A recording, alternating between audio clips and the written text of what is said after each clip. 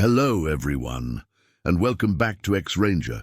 Before we begin, I thought it would be interesting if each of you could leave a comment indicating which part of the world you're joining us from. Also, don't forget to like and subscribe if you're enjoying the episodes. Now let's get comfortable, relax, and start our program. I won't forget that night shift in the North Cascades. Most nights in the fire tower are quiet. This one wasn't. I work as a Forest Service ranger, watching for fires during the dry season. My name is Sven Lindstrom. I've done this job for 12 years. The tower stands 80 feet high, with a small cabin on top. It has windows on all sides. Basic equipment inside: radio, maps, weather instruments, a cot, some supplies. Nothing fancy. That night started normal. Temperature was 48 degrees at sunset. Light wind from the northwest, 5 to 7 mph. Cloud cover at 40%. I made my hourly radio checks, wrote in the logbook, heated some soup, standard stuff.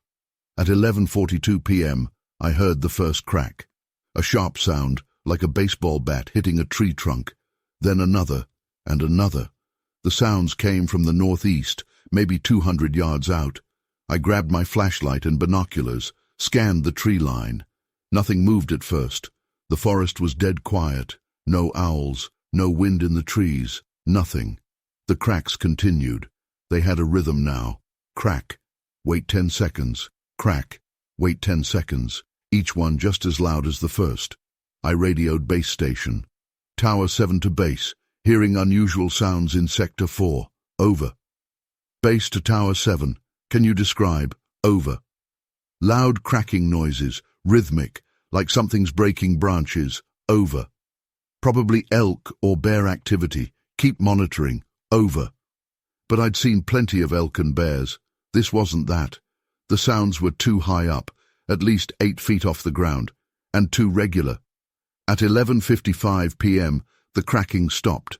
The silence felt heavy. Wrong. My skin got cold and tight, like before a thunderstorm. That's when I saw it. A shadow moved between the trees, big, much bigger than a bear. It walked on 2 legs. My hands shook as I lifted the binoculars. The shape stood near a tall Douglas fir. Even hunched over, it was at least 8 feet tall. Dark fur covered its body, not black, more of a reddish-brown. I fumbled for my logbook and pen, wrote down everything I saw. Time, location, size estimate. The whole time, my hand wouldn't stop shaking. The creature moved again. 2 long steps took it behind the tree. Its movements were smooth, deliberate, not like a bear's waddle or an elk's bounce. This thing walked like a person, a giant hair-covered person. I grabbed the radio again, hesitated. What would I say? That I saw Bigfoot. They'd think I was crazy or drunk. Before I could decide, a smell hit me. Strong, like wet dog mixed with rotten meat and something else I couldn't place. It filled the whole tower cabin. My eyes watered, my throat tightened. I'd smelled bears before, mountain lions too. This was different, stronger, wilder. A branch snapped directly below the tower, then another one closer to the base. Something was climbing the maintenance ladder. The whole tower vibrated, metal groaned. Slow, heavy footsteps moved up the ladder, rung by rung.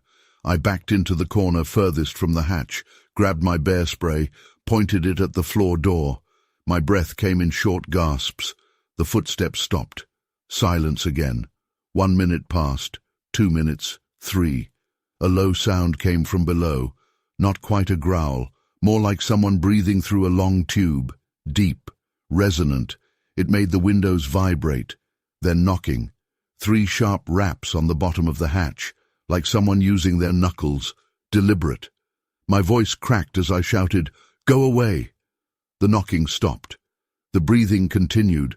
I could feel the vibrations in my feet. I clicked the radio. Tower 7 to base. Emergency. Need immediate assistance. Over. Static answered. Just static. The breathing got louder. A smell seeped through the cracks around the hatch. That same wild, musky odor. More knocking. Harder this time. The whole hatch shook. I aimed my flashlight at the floor. The hatch handle moved, just a tiny bit, like something was testing it. "I have a gun," I lied. My voice sounded thin and weak. A low sound came in response. Not breathing this time. Something between a grunt and a word. It had syllables, meaning, but not in any language I knew. The handle moved again. Metal squealed. The lock mechanism was bending. I gripped the bear spray tighter. Sweat ran down my back. The cabin felt too small, too exposed. The grunting sounds continued, more like speech now, 2 or 3 distinct vocalizations repeated in a pattern. The radio crackled. A voice broke through the static. "Base to Tower 7, units en route, ETA 40 minutes, over." The grunting stopped. The handle stopped moving. Heavy footsteps descended the ladder, fast, much faster than they'd come up. Metal rang with each step. I ran to the window, caught a glimpse of something massive hitting the ground. It landed on 2 feet, knees bent, like an athlete. The shape straightened up. In the dim light I could see its full height, at least 9 feet, broad shoulders, long arms. It turned, looked up at the tower. 2 eyes reflected my flashlight beam. They glowed orange-red, like a cat's. The face was hard to make out, heavy brow, wide nose, but the eyes looked intelligent, aware. It held my gaze for 5 seconds, 10, 15. I couldn't move, couldn't breathe. Then it turned and walked into the forest, not running, not hurrying, just long, smooth strides, like it had all the time in the world. The trees swallowed it up. Darkness filled the space where it had been. I kept the bear spray pointed at the hatch. Didn't move from that spot until headlights appeared on the access road. The response team found me still standing there, still shaking. They searched the area but found no tracks. The ground was too hard, they said, too rocky. But they found other things. Deep scratches in the tower's metal ladder, bent rungs that used to be straight, and the hatch handle, twisted and warped like a pretzel. They took samples of dark red-brown hair from the ladder, found more caught in the hatch frame. The lab results came back inconclusive. "Unknown primate species," the report said. I wrote everything down in the official report, every detail, every sound, every smell. They did drug tests, psychological evaluations. Everything came back normal. 2 days later, I went back to work. Same tower, same routine, but I keep the hatch bolted now. Added my own lock. Bought a bigger can of bear spray. Sometimes on quiet nights, I hear those knocks again. 3 sharp raps. Always 3. Always from the darkness below. I don't look out the window anymore when I hear them. Don't respond. Don't radio it in. But I know it's out there. Walking the forests on 2 legs. Watching. Waiting. And sometimes, just before dawn, I hear those sounds again. Those almost words. That almost language. I don't tell many people this story. Most wouldn't believe it. But every word is true. I know what I saw. What I heard. What I smelled. Something lives in these woods. Something big. Something smart. Something that walks like a man but isn't one. I still work the night shift. Still watch for fires. But now I watch for other things too. And I always keep one eye on the hatch. The scratch marks are still there on the ladder. The handle's still bent. Real things. Solid things. Proof that it happened. But the hardest proof to ignore is the fear. Not the wild running fear from that night. A quieter fear. The fear of knowing that the world is bigger and stranger than we think. I've seen bears and mountain lions, moose and elk, every animal these mountains hold. What I saw that night was something else, something that shouldn't exist, but does. End of report. Official addendum: hair samples stored in Forest Service evidence locker, NUD 247, metal handle and ladder segment removed for analysis. Photos and measurements on file. Case remains open. Story 2. The thing about working as a park ranger in Olympic National Park is that most nights are completely normal. You do your rounds, you check on campsites, you make sure no one's breaking park rules. But that night in October 2023 wasn't normal. What I saw out there changed everything I thought I knew about these woods. My name is Thaddeus Mackenzie, and this is what happened during my night patrol. I've been a ranger here for 15 years. I know every trail, every creek, and every normal sound these woods make at night. I was doing my usual 11 p.m. patrol along the northern section of the park. The air was cold, the kind of cold that makes your nose run and your fingers stiff. The moon was almost full, but cloud cover kept breaking up the light. I parked my truck at Junction Point and started my foot patrol with just my flashlight, radio, and standard gear. The first hour was routine. I checked 3 campsites. All quiet. All normal. The hikers were asleep. Their food was properly stored in bear canisters. At about 12:30 a.m., I reached the split, where Deer Creek Trail branches off from the main path. The wind had picked up. It was moving through the trees and creating that usual whisper sound you get in pine forests at night. I remember checking my watch. The temperature had dropped to 38 degrees. That's when I heard it. A crack, not like a small twig breaking under a raccoon's foot. This was loud, like someone had snapped a baseball bat in half. It came from about 50 yards off the main trail, deep in the woods where there shouldn't be any hikers. I stopped, switched off my flashlight, let my eyes adjust to the dark. Standard procedure when you hear something unusual. You don't want to announce your position right away. Could be poachers. Could be someone camping illegally. The wind died down right then. Everything got quiet. Another crack. Closer this time.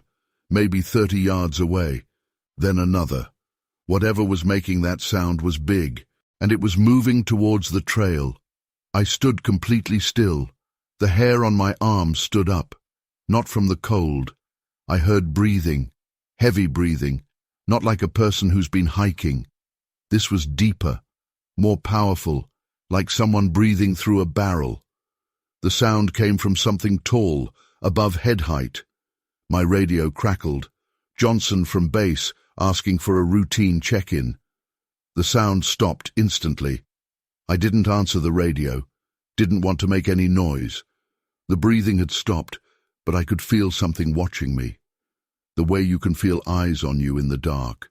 I waited. 10 seconds. 20 seconds. Nothing moved. Then I heard it. Something large shifting its weight. The sound of pine needles crunching under heavy feet. It was closer now, maybe 20 yards away. I clicked my flashlight on and aimed it toward the sound in one fast motion. The beam cut through the darkness between the trees. That's when I saw it. It was standing upright, tall, way taller than any person I've ever seen, at least 8 feet. Maybe more. The beam caught its side as it moved behind a thick pine tree. All I saw clearly was dark hair. Thick, matted, not like a bear's fur. Different, more like tangled human hair, but all over its body. The smell hit me then. Everyone always asks about the smell. It was like wet dog mixed with rotting leaves and something else. Something strong and musty that I'd never smelled before. It made my eyes water. It moved again, fast for its size, really fast. I caught glimpses as it went from tree to tree. The way it moved wasn't like a bear standing up.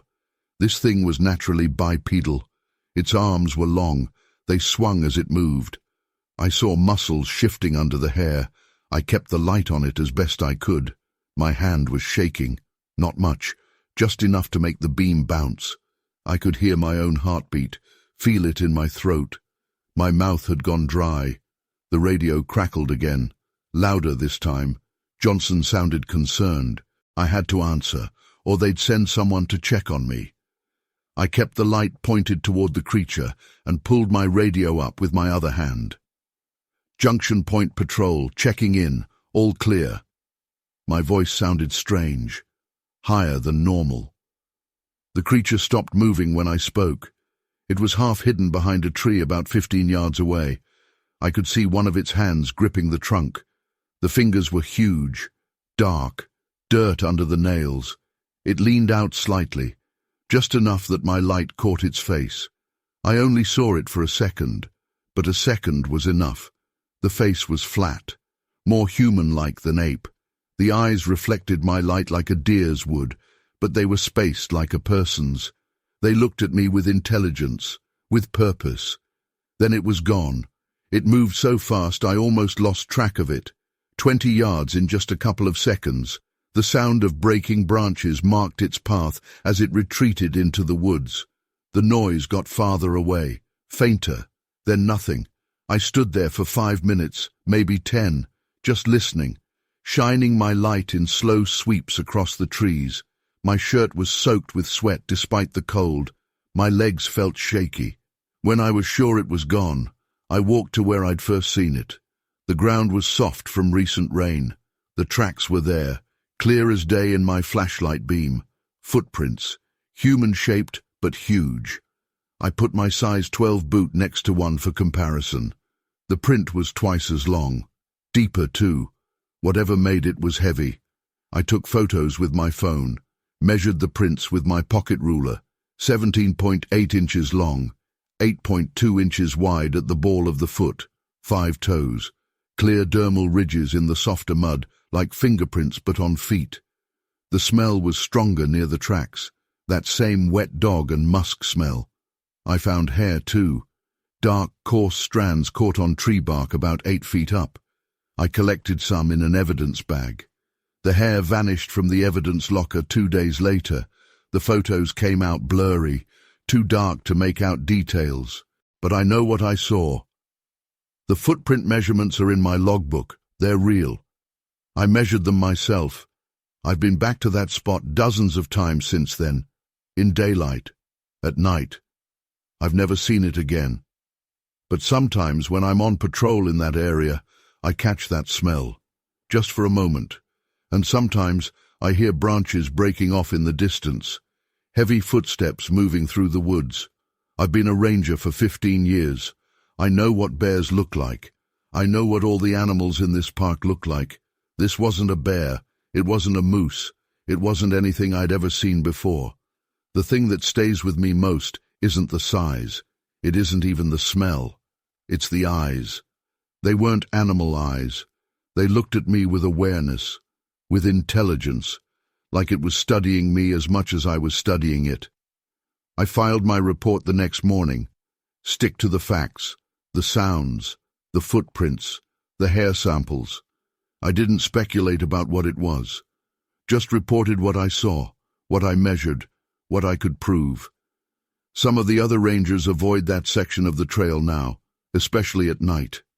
I don't.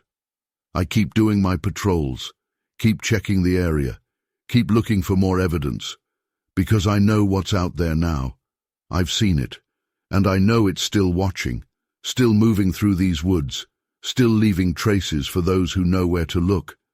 I carry a better camera now. Keep it ready. Keep extra batteries. Because I know that one day I'll see it again. And next time I'll get better pictures, better evidence. But until then, I have my logbook, my measurements, and the memory of those eyes in the darkness, watching, thinking, understanding. That's my story. Every word is true. I don't know what it was. Don't claim to know. I just know what I saw that night, what I heard, what I smelled, the facts, the evidence.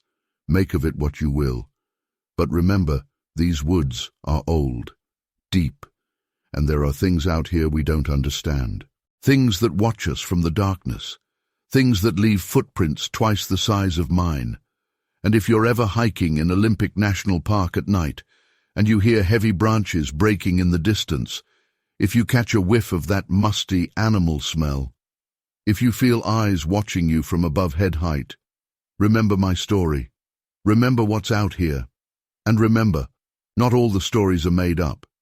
Some of them are real. I know. I lived one. Story 3. I've been a wildlife photographer for 15 years. I've shot bears in Alaska, wolves in Yellowstone, and tigers in India. But what I saw that morning in Oregon changed everything I thought I knew about nature. My name is Yuki Tanaka. I specialize in dawn wildlife photography. That's when animals are most active, most honest. That morning started like any other shoot. I arrived at the location at 4:30 a.m. The temperature was 42 degrees. Light fog hung between the trees. Perfect conditions for photography. My equipment was standard. Canon EOS R5, 600mm telephoto lens, tripod, remote trigger. 2 backup cameras with different lenses. 6 memory cards. The usual setup. I'd picked this spot the day before. A small clearing next to a creek. Game trails crossed nearby. Fresh deer tracks in the mud. Bear scat less than 24 hours old. Good signs. I set up my blind at 4:45 a.m. Just a simple pop-up tent with camouflage netting. 3 camera traps around the clearing. Motion sensors would trigger them if anything moved. The first hour passed quietly. Birds woke up. A few deer moved through. Nothing special. I took some test shots to check the light. At 6:12 a.m. something changed. The birds stopped singing. All of them. At once. The forest went silent. Then the smell hit, strong, like wet fur and rotting leaves, but worse, sharper. It made my eyes water. My hands started to sweat. The camera felt slippery. Something was wrong. The air felt heavy, thick. Movement caught my eye. Something dark shifted in the fog. About 200 yards out. Big, much bigger than a bear. I raised my camera, looked through the viewfinder. The autofocus struggled in the fog. I switched to manual. The shape moved again. 2 legs, not 4. It walked upright, smooth, deliberate. Each step covered at least 6 feet. My finger pressed the shutter button. The camera clicked. Again. 20 shots in rapid succession. The figure stopped, turned its head, looked directly at my blind. I froze. The camera hung forgotten in my hands. My heart pounded so hard it shook my whole body. The creature stood at least 8 feet tall, maybe 9. Broad shoulders, long arms, dark fur covered its body. Not black, more like dark brown or rusty red. Its head was large, no neck to speak of, just massive shoulders flowing up into a thick, domed skull. We stared at each other through the fog. 10 seconds, 20, 30.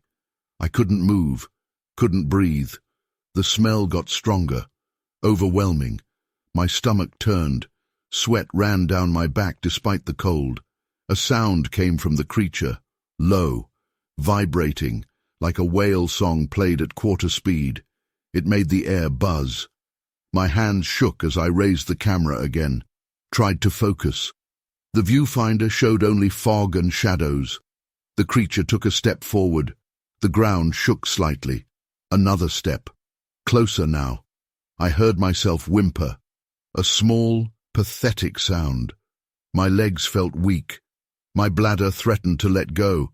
The thing stopped, cocked its head, like a dog hearing a strange noise. That movement, so human-like but not human, made my skin crawl. Another sound came, different this time. A series of clicks and grunts, almost like speech. It had rhythm, pattern, meaning. My camera trap started triggering. Click, click, click. The sound echoed in the silent forest. The creature's head snapped toward the nearest camera. Its eyes caught the early light. They glowed orange-red. Those eyes, not animal eyes, too intelligent, too aware. They showed understanding, calculation. It moved toward the camera trap, fast, incredibly fast for something so big. No wasted motion, pure efficiency. Massive hands, definitely hands, not paws, reached for the camera, plucked it from the tree like picking a flower. The fingers were huge but graceful, dexterous. They turned the camera over, examined it, almost carefully. My real camera clicked again, automatic response. The sound seemed impossibly loud. The head turned toward me again, Eyes locked onto my blind, the hands crushed the camera trap. Metal and plastic crumpled like paper. The remains dropped to the ground. Deliberate. A message. I stopped breathing. My heart seemed to stop too. Everything stopped except those eyes staring at me through the fog. The creature took one step toward my blind. Another. Each step silent despite its size. The fog swirled around its legs. I fought the urge to run. Running was death. Every wildlife photographer knows this. But my body screamed to move. At 50 yards it stopped, straightened to its full height. The top of my blind would barely reach its chest. That sound again. That almost language. 3 distinct vocalizations. A pause. 3 more. The fog began to thicken. Or maybe I was blacking out. Grey edges crept into my vision. When it cleared, the creature was gone. No sound, no movement, just empty forest and fog. My legs gave out. I sat hard on the ground. The smell lingered. The silence remained. 10 minutes passed before I could move. Birds were still quiet. No animal sounds at all. I broke down my blind with shaking hands, packed my gear, kept looking over my shoulder. The crushed camera trap lay where it fell, torn apart with surgical precision. The memory card was missing. I found more evidence as I packed, prints in the mud, huge, 18 inches long, deep, clear toe impressions, tufts of reddish-brown hair caught on tree bark, coarse, thick, like horsehair but different. I took samples, shot photos of the prints, measured everything. Documentation is automatic after 15 years. The other camera traps were fine, hours of footage, but the crucial minutes were just static. Electronic interference. I filed a report with the local ranger station, showed them the prints, the hair samples, the crushed camera. They took statements, measurements, samples, asked the usual questions about drugs, alcohol, medications. The lab results came back weeks later. Hair analysis, unknown primate species. Print analysis, inconclusive. I still have the photos, blurry shadows in the fog, nothing definitive, nothing you could publish. But I have other things too. The crushed camera, the hair samples, the measurements, real things, physical things, proof that something was there. I've changed how I work since then. No more solo shoots, no more dawn patrols. But sometimes, when I'm setting up a shot, I smell that odor again. Just a hint. And the birds go quiet. I keep my cameras ready, keep taking pictures. But now I know why some shots come out blurry, why some subjects stay hidden. There are things in the woods that don't want to be photographed. Things that understand what cameras are, what they do. Smart things, hidden things. Things that can crush metal with their hands and disappear in broad daylight. I have thousands of photos from that morning, award-winning shots of deer, birds, normal forest life. But I only look at one, a grey shape in the fog, 2 glowing eyes, proof that something was watching me while I watched the forest. That's my story, every word true. I've got the evidence locked in a safe, the photos, the samples, the broken camera. But the real proof is simpler. I don't go out alone anymore, don't shoot at dawn. And when the birds go quiet, I pack up my gear and leave. Some things aren't meant to be photographed. Some subjects choose whether to be seen. I learned that lesson in Oregon, learned it from something that understood cameras better than most humans. Official documentation note, camera trap remains, hair samples, and photographic evidence stored at Oregon Wildlife Research Center. Case file, NA247B, status, open unresolved. Story 4. I've been a wildlife photographer for 20 years. I've photographed bears in Alaska, wolves in Yellowstone, and mountain lions in the Rockies. But what happened to me in the Cascade Mountains last spring was different. I'm Astrid Lindqvist, and I'm going to tell you about the day the forest went silent. It was April 15th, 2023. I was tracking a pair of northern spotted owls that had been reported in the area. These birds are rare, Getting good photos of them could fund my work for months.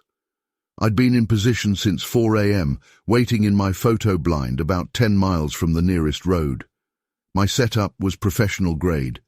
Canon EOS R5 with a 600mm telephoto lens, tripod, remote triggers, sound equipment to record bird calls. I'd done this hundreds of times before. The morning was cool, about 45 degrees, light fog hugging the ground between the trees. At 6:43 a.m., I got my first shots of the owls. They were beautiful, perfect light, sharp focus, the kind of shots magazine editors love. I worked steadily for about 2 hours, documenting their behavior. Normal stuff. Everything was fine. Then, at 9:17 a.m., I remember checking my watch. Something changed. The forest went quiet. Not the gradual quiet you get when a predator passes through. This was different. Everything stopped at once. The owls, the squirrels, even the insects. Complete silence. My first thought was earthquake. Animals can sense them coming. But the ground wasn't moving. No vibrations in my water bottle. Just silence. Complete silence. The kind that makes your ears ring because they're trying to find something to hear. I took my eye away from the viewfinder, scanned the forest around me. Nothing moved, no branches swaying, no leaves rustling. Even the morning breeze had died. The fog had lifted, giving me clear visibility for about 100 yards in most directions. The silence lasted for exactly 3 minutes. I know because I checked my watch twice. Then I heard it, a sound like heavy feet pressing into wet leaves, slow, deliberate, coming from the north side of my position. I swung my camera toward the sound, looked through the viewfinder. The 600mm lens let me see details at a distance that the naked eye would miss. I scanned left to right, stopped, adjusted focus. That's when I saw it. Through the lens at about 100 yards, I saw something dark move behind a Douglas fir. It was big, way too big to be a bear. The movement was smooth, controlled, like a person walking, but the height was all wrong. The shoulders cleared branches that I knew were 12 feet up. My hands started shaking. I had to take several deep breaths to steady the camera. The thing stepped partially out from behind the tree. I shot 3 frames before my brain really processed what I was seeing. It was covered in dark hair, not fur like a bear. This was longer, matted in places, smooth in others. The color wasn't uniform, darker on the back, lighter on the arms. The muscles under the hair moved like a person's would. The head was proportional to the body, not like a gorilla's, more human-shaped but larger. The face was hard to see because it was turned away from me, but the neck was thick, powerful. It moved like it was looking for something. I kept shooting photos, changed my camera settings for the lighting, adjusted focus, did it all automatically after years of practice. But my mouth was dry. My heart was hammering so hard I could feel my jacket moving. The thing turned its head, looked directly at my position. I don't think it saw me in my blind, but it knew something was there. The face was, I don't have words for it. Not human, not ape. Something in between, but different from both. The eyes were deep-set, dark, intelligent. The brow ridge was pronounced but not like a gorilla's. The nose was flat but distinct. The jaw was heavy but not protruding. It looked purposeful, aware, like it was thinking. It stood there for maybe 30 seconds, just watching. I kept shooting photos. The motor drive on my camera was the only sound in the whole forest. Click, click, click. My hands were shaking harder now. Some of the photos would be blurry. Then it moved. It took 2 steps into a clearer area between the trees. Full sunlight, perfect shooting conditions. I got 3 more frames, clear ones. It was at least 8 feet tall, maybe taller. The proportions were human-like, but larger, everything larger. The arms were long, but not like an ape's. They moved naturally at its sides. The legs were thick, powerful, built for walking upright. The chest was massive, barrel-shaped, covered in that same dark, matted hair. It knew I was there, had to know. But it didn't seem aggressive, didn't seem scared. It just observed, turned its head slowly, scanned the area, moved with deliberate purpose, like it was used to being watched but didn't care. I should have been terrified. I was terrified. But I kept shooting, kept adjusting focus, kept tracking it with my lens. Professional habits took over. Get the shot, get the evidence. That's what I was there for. It stood in that clearing for exactly 47 seconds. I know because I checked the timestamps on the photos later. Then it turned, walked back into the deeper forest. Just walked, didn't run, didn't hurry, like it had seen what it wanted to see and was done. The movement was smooth, natural, not like a person in a suit, not like any known ape. The muscles and joints worked together perfectly, like something that had evolved to walk upright through dense forest. Every step was sure, confident, powerful. I kept shooting until it disappeared into the trees, kept my camera pointed at the last spot where I'd seen it. Waited. 10 minutes passed. Nothing. 20 minutes. Nothing. The forest was still silent. At exactly 10:15 a.m., a Stella's jay called. Then another. Then the whole forest came back to life at once, like someone had turned the volume back up. Squirrels started chattering. Insects resumed their buzzing. Normal forest sounds. My hands were shaking so bad I could barely pack up my gear. My shirt was soaked with sweat despite the cool air. I checked my camera. 237 photos taken during the encounter. Most would be blurry from my shaking hands, but some would be clear. Had to be clear. I hiked back to my car, 5 miles, uphill. Did it in record time, didn't stop once. Kept looking over my shoulder, kept my camera ready. Didn't see anything else unusual, but I could smell something. A strong, musky odor that followed me for the first mile. Like wet animal fur, but different, stronger, more distinct. When I got to my car, I pulled out my laptop, downloaded the photos, started reviewing them right there in the parking lot. Most were like I thought, blurry from my shaking hands, but 12 of them, 12 photos were crystal clear. I sat there staring at those photos for 2 hours, clear shots of something that shouldn't exist. Something that walked upright, something intelligent, something that knew it was being watched and didn't care. My hands were still shaking when I drove home. They shook while I uploaded the photos to my computer, while I backed them up to 3 different hard drives, while I emailed copies to myself. The next morning, none of the photos would open. The files were corrupted somehow, all of them, even the backups, even the email copies. Just garbled digital noise. I took the memory card to a data recovery service. They said there was nothing to recover, like the photos had never existed. But I know what I saw. I have the date stamps on my camera, the metadata from the files, the timestamps on my backup drives. I have my notes, my journal entries, and I have the memory of those eyes, that intelligence, that purpose. I've been back to that spot 6 times since then. Same time of year, same conditions. Nothing. No sign of it. But sometimes, when I'm setting up my blind in the early morning darkness, I hear heavy footsteps in the distance. Sometimes I catch that same musky smell on the wind. And sometimes, just sometimes, I feel those eyes watching me from the forest. I'm a professional wildlife photographer. I know what bears look like through a telephoto lens.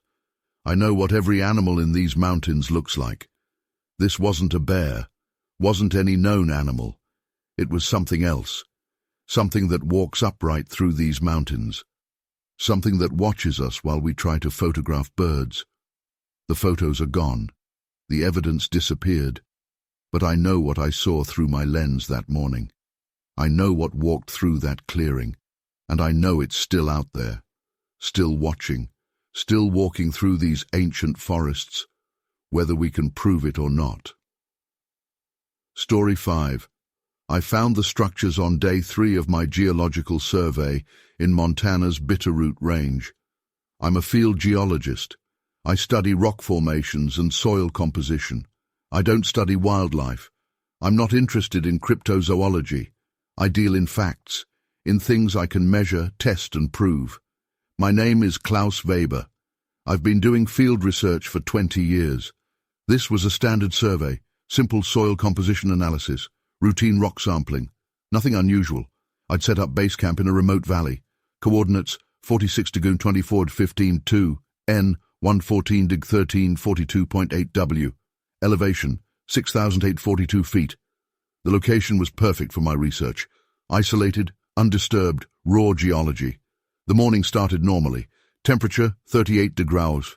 Wind light 3 to 5 mph from the northwest. Sky clear. I packed my usual gear: sample bags, rock hammer, GPS unit, field notebook, specimen containers. Rex, my German shepherd, came with me. He's my constant companion on field trips. Well-trained, good instincts, calm around wildlife. We headed north from base camp at 7:15 a.m. The first unusual thing I noticed was the silence.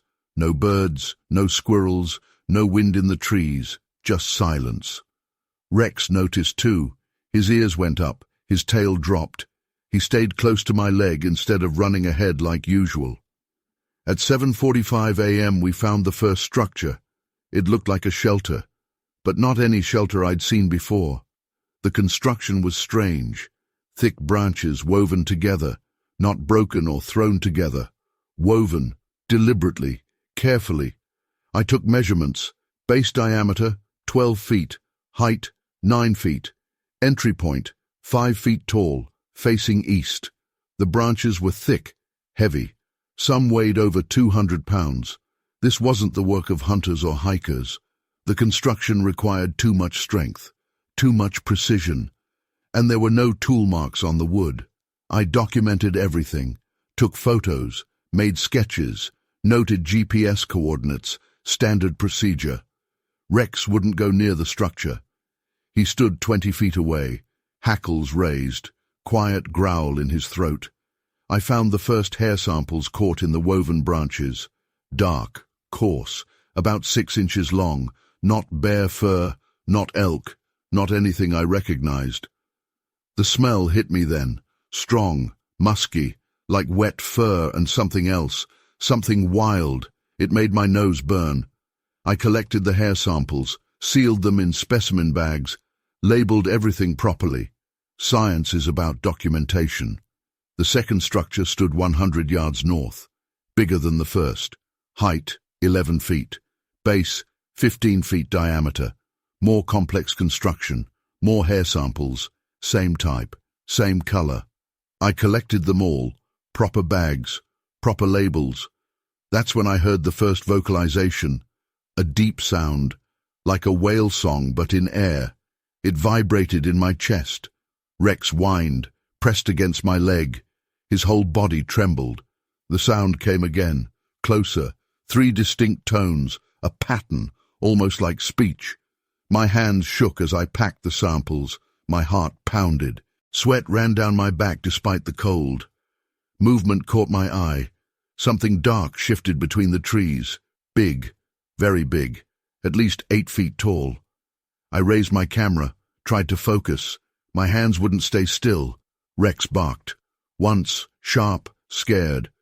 Then he went quiet, dead quiet. The shape moved again, bipedal, walking upright. Each step covered 6 feet or more. Smooth movement, controlled. I started recording video. Basic scientific instinct, document everything. The creature stepped into a clearing. Full sunlight, no shadows, no tricks of light. Height, approximately 8.5 feet. Weight estimate, 800–900 pounds. Covered in dark reddish-brown fur. Proportions were wrong for a bear. Arms too long, legs too straight. Head set directly on shoulders, no visible neck. It turned toward us. The movement was fluid, deliberate, intelligent. The eyes caught the morning sun. Orange-red reflection, like a cat's eyes, but bigger, much bigger. Rex made a sound I'd never heard before, a whimper mixed with a growl. He backed away slowly. The creature's face was wrong. Not quite human, not quite ape. Heavy brow, wide nose, but the eyes showed intelligence, awareness. They tracked our movements, calculated distances. I kept filming. My science brain recorded details while my human brain screamed to run. The smell got stronger. That same musky odor from the structures. My eyes watered. My throat closed up. Another sound came, different this time, a series of clicks and grunts, patterned, rhythmic, like language. The creature took one step forward. The ground vibrated slightly. Another step. Closer. Rex broke first. He turned and ran, full speed back toward camp, left me alone. I should have run too, but I kept filming, kept documenting. The creature stopped 30 feet away, straightened to its full height. Its head nearly touched the lower tree branches. Those eyes locked onto my camera. Direct eye contact. No animal does that. Not like this. A series of sharp vocalizations came, 3 distinct sounds, repeated twice, clear pattern, clear purpose. The creature's hand rose, pointed directly at my camera. The gesture was unmistakably human, unmistakably intelligent. My fingers went numb. The camera slipped. I caught it, but the movement was too quick, too jerky. The creature reacted instantly, faster than anything that size should move. One moment it stood 30 feet away. The next it was 10 feet from me. I saw details then, clear details, muscles moving under the fur, fingers with opposable thumbs, facial expressions that were almost human. The smell was overwhelming. My head spun, my legs went weak. That sound again, those 3 tones, urgent now, commanding. I lowered the camera. Basic survival instinct finally kicked in. The creature nodded, actually nodded, a human gesture, an understanding. Then it turned and walked away. No hurry, no fear, just long, powerful steps into the forest. The trees swallowed it up, the smell lingered. The silence remained. I stood there for 5 minutes, 10. My legs wouldn't move. Rex came back eventually, crept up to me, still trembling, still afraid. I documented everything, measurements, photos of footprints, hair samples, soil samples where it stood. The footprints told their own story. Length, 17 inches, width, 8 inches, clear dermal ridges, like human fingerprints but on feet. Depth analysis showed weight distribution like a human's, but the calculated weight was wrong, too heavy for the foot size. I packed everything carefully, labeled all samples, took dozens of photos. The structures remained, real, solid, physical proof that something intelligent had built them. I filed reports with the University of Montana Biology Department, with the Forest Service, with the North American Wildlife Research Center. They took my samples, my photos, my videos, asked questions about my mental state, my medications, my drinking habits.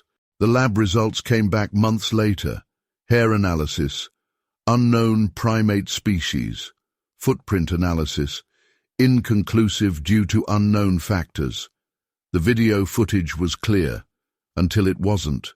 Electronic interference at key moments, blurred frames when they shouldn't be blurred. But I have other evidence, physical evidence. The structures still stand. The footprints are preserved in plaster casts. The hair samples exist. I've changed how I do field work now, never alone, always in pairs. Better cameras, more backup equipment. But sometimes, when I'm collecting samples, I hear those sounds again, that 3-tone pattern, and the birds go quiet. I keep recording, keep documenting, keep collecting evidence, because that's what scientists do. But now I know why some evidence disappears, why some samples get contaminated, why some videos blur. There are things in these mountains that understand cameras, that know what documentation means, intelligent things, hidden things, things that can build complex structures and communicate with gestures. That's my report. Every word accurate, every detail true.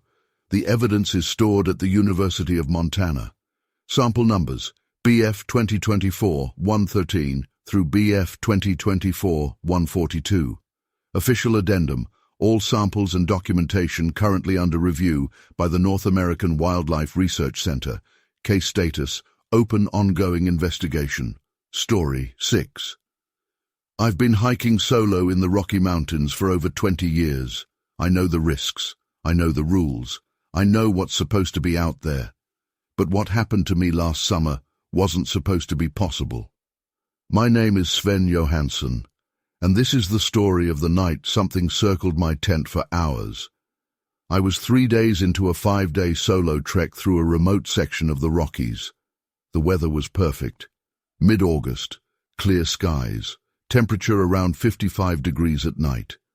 I'd covered 18 miles that day and set up camp in a small clearing about quarter-mile from Carlton Creek. My setup was basic but efficient: one-person tent, sleeping bag rated for 30 degrees, standard camping gear, nothing fancy. I'd done this hundreds of times. Pick a spot, set up camp, secure food in a bear canister 100 feet away. Normal routine. I got into my tent around 9:30 p.m. The sun had set, but there was still some light in the sky. No moon that night, but the stars were bright. I read for a while with my headlamp, checked my map for tomorrow's route. Everything normal, everything quiet. I fell asleep around 10:15 p.m. I remember checking my watch. The only sounds were the creek in the distance and light wind in the trees. Normal mountain sounds. Nothing unusual. The first sound woke me at 1:17 a.m. A heavy footstep, not like a deer, not like a bear. This was the sound of something big walking upright. The foot came down flat, deliberate, like a person's step, but much heavier. My eyes opened in the darkness. My heart started pounding immediately. The step came again, closer to my tent, then another. The pattern was wrong for a bear. Bears have a rolling gait. This was different.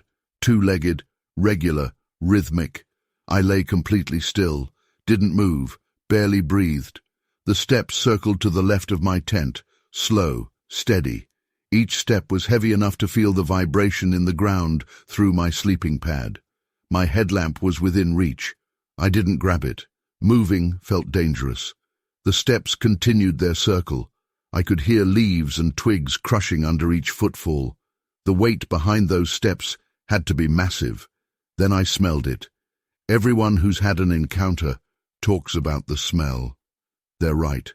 It was strong, like wet animal fur, but worse. Musty, powerful. It made my eyes water, made my nose burn. The steps completed their first circle of my tent. I counted 24 steps to complete the circuit. Based on a normal walking pace, whatever it was had to be huge. The stride length needed to circle my tent in 24 steps. I did the math later. The creature had to be at least 8 feet tall. I lay there in the dark. The nylon wall of my tent was the only thing between me and it. The walking continued. Second circle, same pace, same heavy steps, same rhythmic pattern. My heart was pounding so hard I was sure the thing could hear it. A branch snapped under one of its steps. The sound was like a gunshot in the quiet night. I flinched. Couldn't help it. The walking stopped immediately. Complete silence fell. It knew I was awake. I could hear it breathing, deep, heavy breaths. Not rushed, not aggressive, just powerful. The breeze shifted and the smell got stronger. That wild, musky odor filled my tent. I had to breathe through my mouth to keep from coughing. The thing stood still for exactly 3 minutes. I counted the seconds in my head. Then it started walking again. Same circle, same pace, like it was patrolling, like it was guarding something, or studying something. My watch beeped. I'd set an alarm for 2 a.m. to check the weather. The sound was tiny, but in the quiet night, it seemed explosive. The walking stopped again. I heard movement, something big shifting its weight. Then a sound I'll never forget. It made a noise, not a growl, not a grunt. It was deliberate, like speech, but not speech. A series of low vocalizations that went up and down in pitch, like it was trying to communicate something. The sound came from above my tent, way above. Had to be 9 feet up. My hands were shaking. Sweat soaked my sleeping bag despite the cold night air. I felt dizzy from holding my breath. Had to remind myself to breathe. Had to concentrate on staying still. The walking resumed. 3rd circle, 4th, 5th, each one exactly 24 steps. Each step the same distance apart. Perfect rhythm, perfect pattern. This went on for hours, circle after circle. Sometimes it would stop, stand still, make those vocalizations, then continue. At 3:42 a.m., something changed.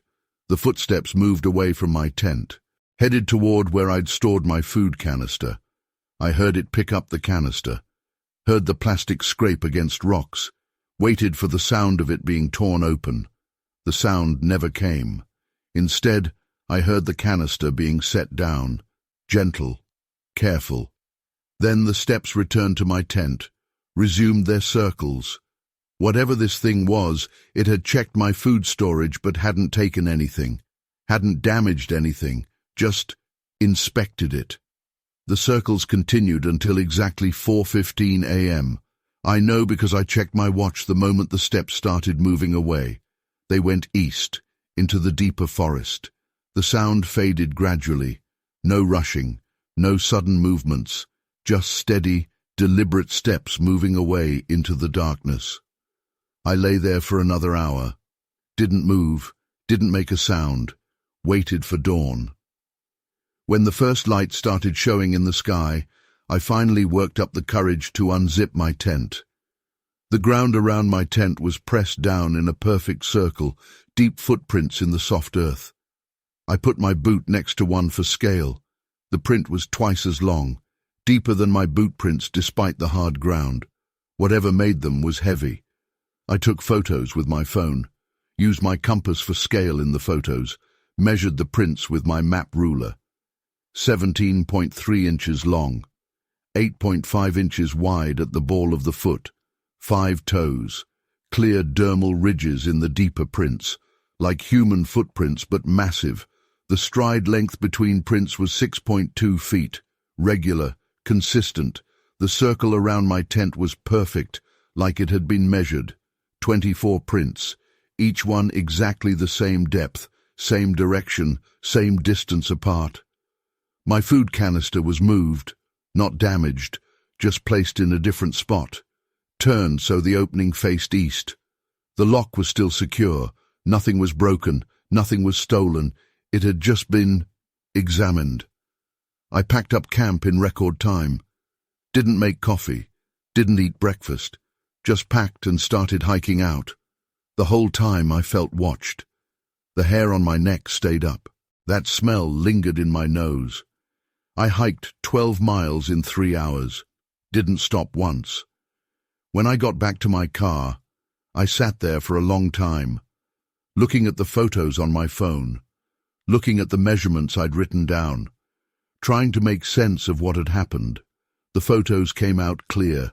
The footprints were obvious. The measurements were exact. This wasn't a dream, wasn't my imagination. Something huge had circled my tent for 3 hours, something that walked on 2 legs, something that moved with purpose and intelligence. I reported it to the Park Service, showed them the photos, gave them my measurements.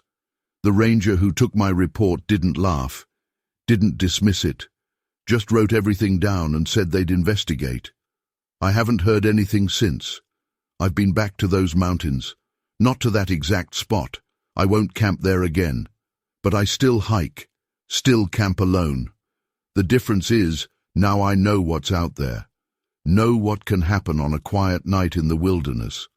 The footprints were real. I measured them myself. The photos were clear. I still have them. The smell. I still catch that smell sometimes, when I'm in the deep woods, and sometimes, on quiet nights when I'm in my tent, I hear heavy footsteps in the distance, walking in circles, always in circles. I'm not saying I know what it was, don't claim to know. I just know what happened that night, know what I heard, what I smelled, what I measured in the morning light. Those are the facts, the evidence. Make of it what you will.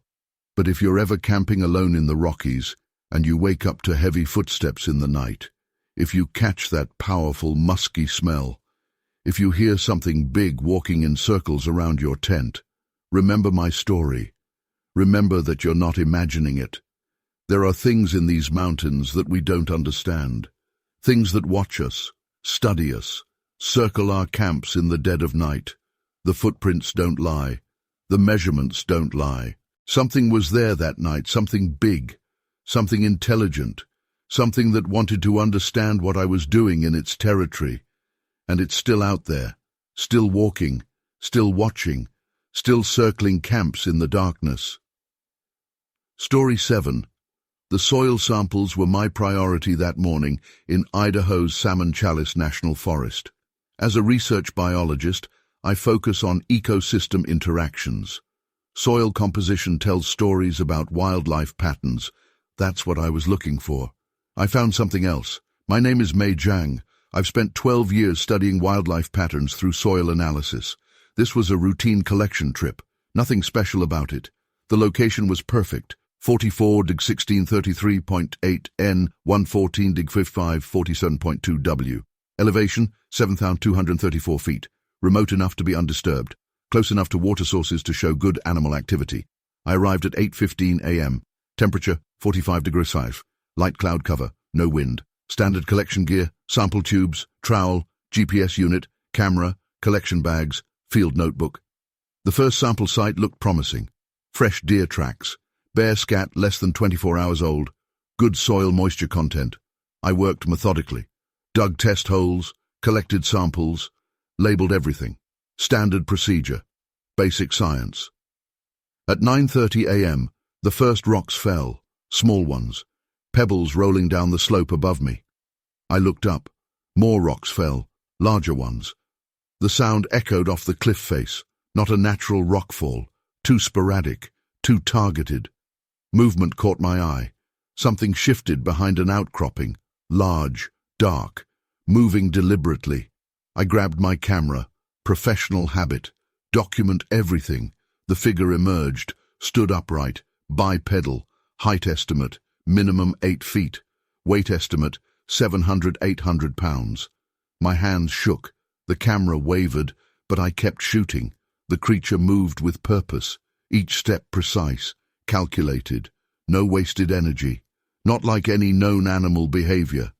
It reached the outcropping's edge, stopped, turned its head toward me. The eyes reflected morning light. Orange-red glow. Like a cat's eyeshine, but stronger. More intense. I documented details automatically. Scientific training took over. Dark reddish-brown fur. Muscular build. Proportions not matching any known species. The head sat directly on massive shoulders. No distinct neck. Heavy brow ridge. Wide, flat nose. But the eyes showed intelligence, calculation.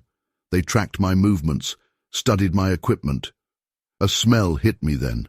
Strong, musky, like wet fur and something else, something primal. It made my throat tight. My hands trembled worse. Sweat soaked my shirt despite the cold. My heart pounded so hard it hurt. The creature made a sound. Deep, resonant. It vibrated in my chest cavity. 3 distinct tones. A pattern. I fumbled for my audio recorder. Dropped it. The sound it made hitting rocks seemed impossibly loud. The creature reacted. Fast. Incredibly fast for its size.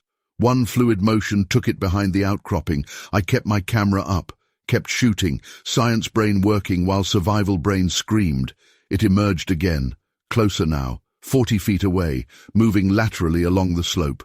Details became clearer. Muscle definition under the fur, opposable thumbs, facial expressions that seemed almost human. Another sound came, different, a series of clicks and grunts, rhythmic, patterned, like speech. My legs felt weak. My mouth went dry. Every instinct said run, but I kept documenting. The creature stopped, stretched to full height. Its head nearly touched an overhanging branch, at least 10 feet up. Those eyes locked onto my camera again, direct eye contact, deliberate, understanding. A series of sharp vocalizations followed. 3 distinct sounds, repeated twice, clear pattern, clear intent. Its hand raised, pointed at my camera. The gesture was unmistakably intelligent, unmistakably purposeful. My fingers went numb. Camera slipped. I caught it, but the movement was jerky, panicked. The creature covered 30 feet in one surge of motion, faster than possible, faster than physics should allow. Now it stood 20 feet away. I could see every detail, every muscle, every expression. The smell overwhelmed me. My head spun, knees buckled. I sat hard on the ground. That sound again, those 3 tones, but gentler now, almost cautionary. The creature's face showed concern. The expression was too human, too aware. It reached down, picked up a rock, held it with obvious dexterity, fingers manipulating it like a human would. The rock flew, not at me, at my camera bag 30 feet to my left. Direct hit, precise. Equipment scattered, sample bags spilled. The message was clear: stop documenting. I lowered my camera slowly, basic survival instinct finally winning over scientific curiosity. The creature nodded, actually nodded, a human gesture, an acknowledgement. Then it turned, walked away. No hurry, no aggression, just long, powerful strides up the slope. I sat there for 10 minutes, maybe 20. My legs wouldn't work, my hands wouldn't stop shaking. When I could move again, I documented everything. Footprints in soft soil, hair samples caught on rocks, scratch marks on tree bark. The prints told a story. Length 16 inches, width 7.5 inches, clear dermal ridges, like human fingerprints, but larger. Stride length measurements were impossible, too long for normal calculation methods. The creature's speed and strength defied normal physics. I collected samples methodically, labeled everything. Multiple photos of each print, standard scientific procedure. The physical evidence was undeniable. Hair samples, 5 to 7 inches long, coarse, dark, reddish-brown. Skin cells on rocks where it touched them. I found more evidence near the outcropping. Complex arrangements of broken branches, deliberate patterns, tool use indicators. Some branches were twisted together, woven, created privacy screens facing the valley, sign of intelligence, planning. I filed reports with the University of Idaho Biology Department, with the Forest Service, with 3 different wildlife research centers. They took my samples, my photos, my field notes, asked about my mental state, my medications, my professional history. The lab results arrived 2 months later. Hair analysis, unknown primate species, skin cell analysis, inconclusive, contaminated. The photos showed something, until they didn't. Keyframes blurred, digital artifacts at crucial moments. But I have other proof. Physical evidence, plaster casts of prints, hair samples preserved in sealed containers, soil samples with DNA traces. I've changed my research methods now. Never work alone. Better cameras, multiple backup systems, but sometimes, when I'm collecting samples, I hear those 3 tones again. And I smell that musky odor. I keep working, keep documenting, keep collecting evidence, because that's what scientists do. But I know now why some samples get contaminated, why some photos blur, why some evidence disappears. There are things in these mountains that understand documentation, that know what cameras do, what science means. Intelligent things, hidden things, things that can throw rocks with perfect accuracy and navigate impossible terrain. That's my report. Every detail accurate, every observation true. The evidence is stored at the University of Idaho Biology Department. Case number BF 2024-0472. Official note: all samples and documentation currently under review by North American Wildlife Research Institute. Status: open investigation. Additional field notes. Temperature remained constant throughout encounter. 45 Fav. No wind during event. Cloud cover, 40%. Soil moisture content, 34%. Fresh tracks found after encounter. Multiple hair samples collected. Audio recordings show unexplained interference. Camera metadata intact, but images corrupted. GPS coordinates verified multiple times. Secondary witnesses: none. Time of encounter: 9:30 a.m., 10:15 a.m. Total documentation time: 3 hours. Evidence collection: 2.5 hours. Follow-up investigation: ongoing story. Scientific research isn't supposed to include encounters with unknown species. I have a PhD in mycology.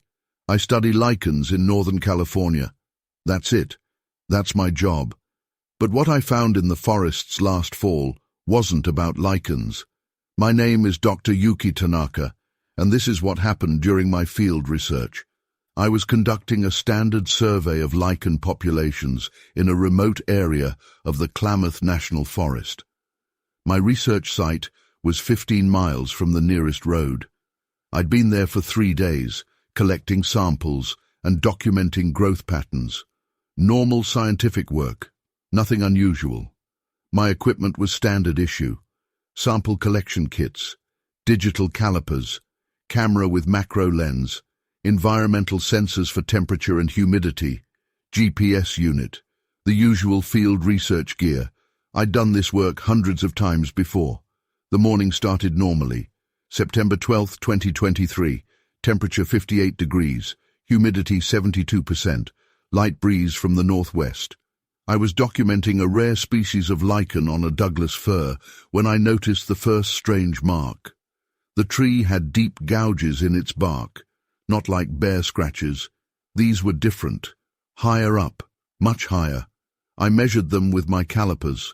The lowest marks started at 8.2 feet above ground level.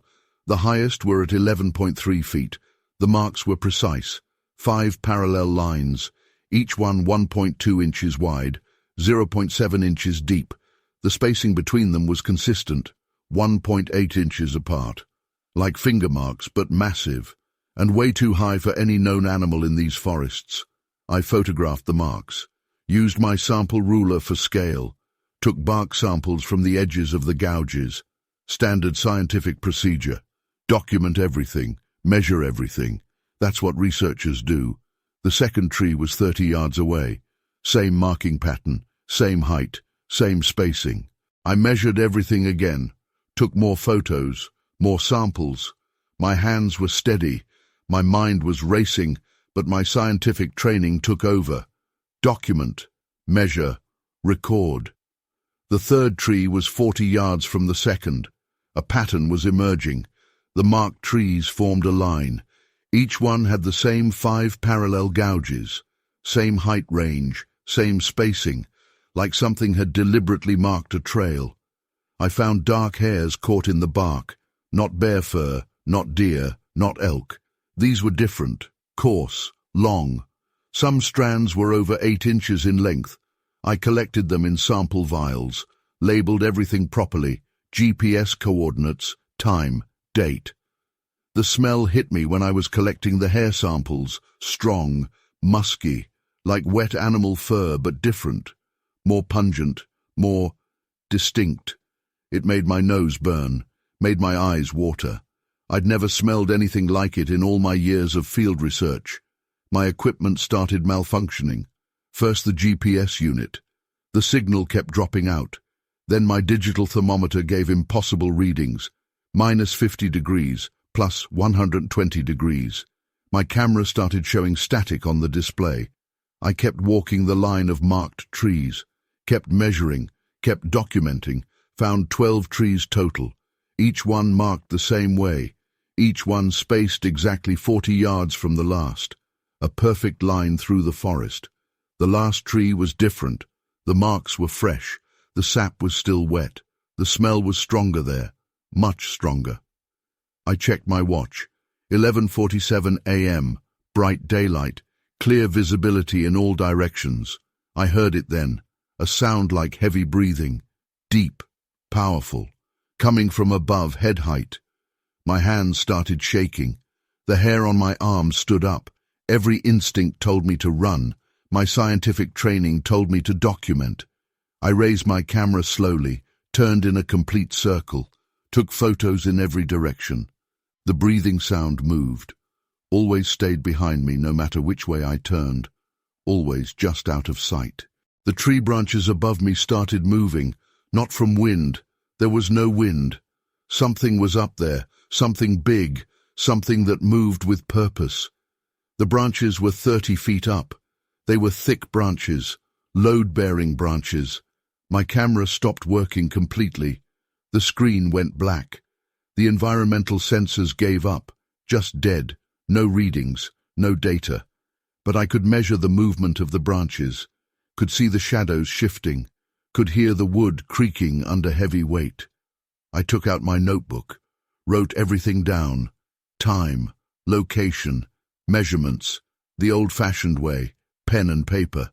My hands were shaking so bad I could barely write, but I wrote it all down, every detail.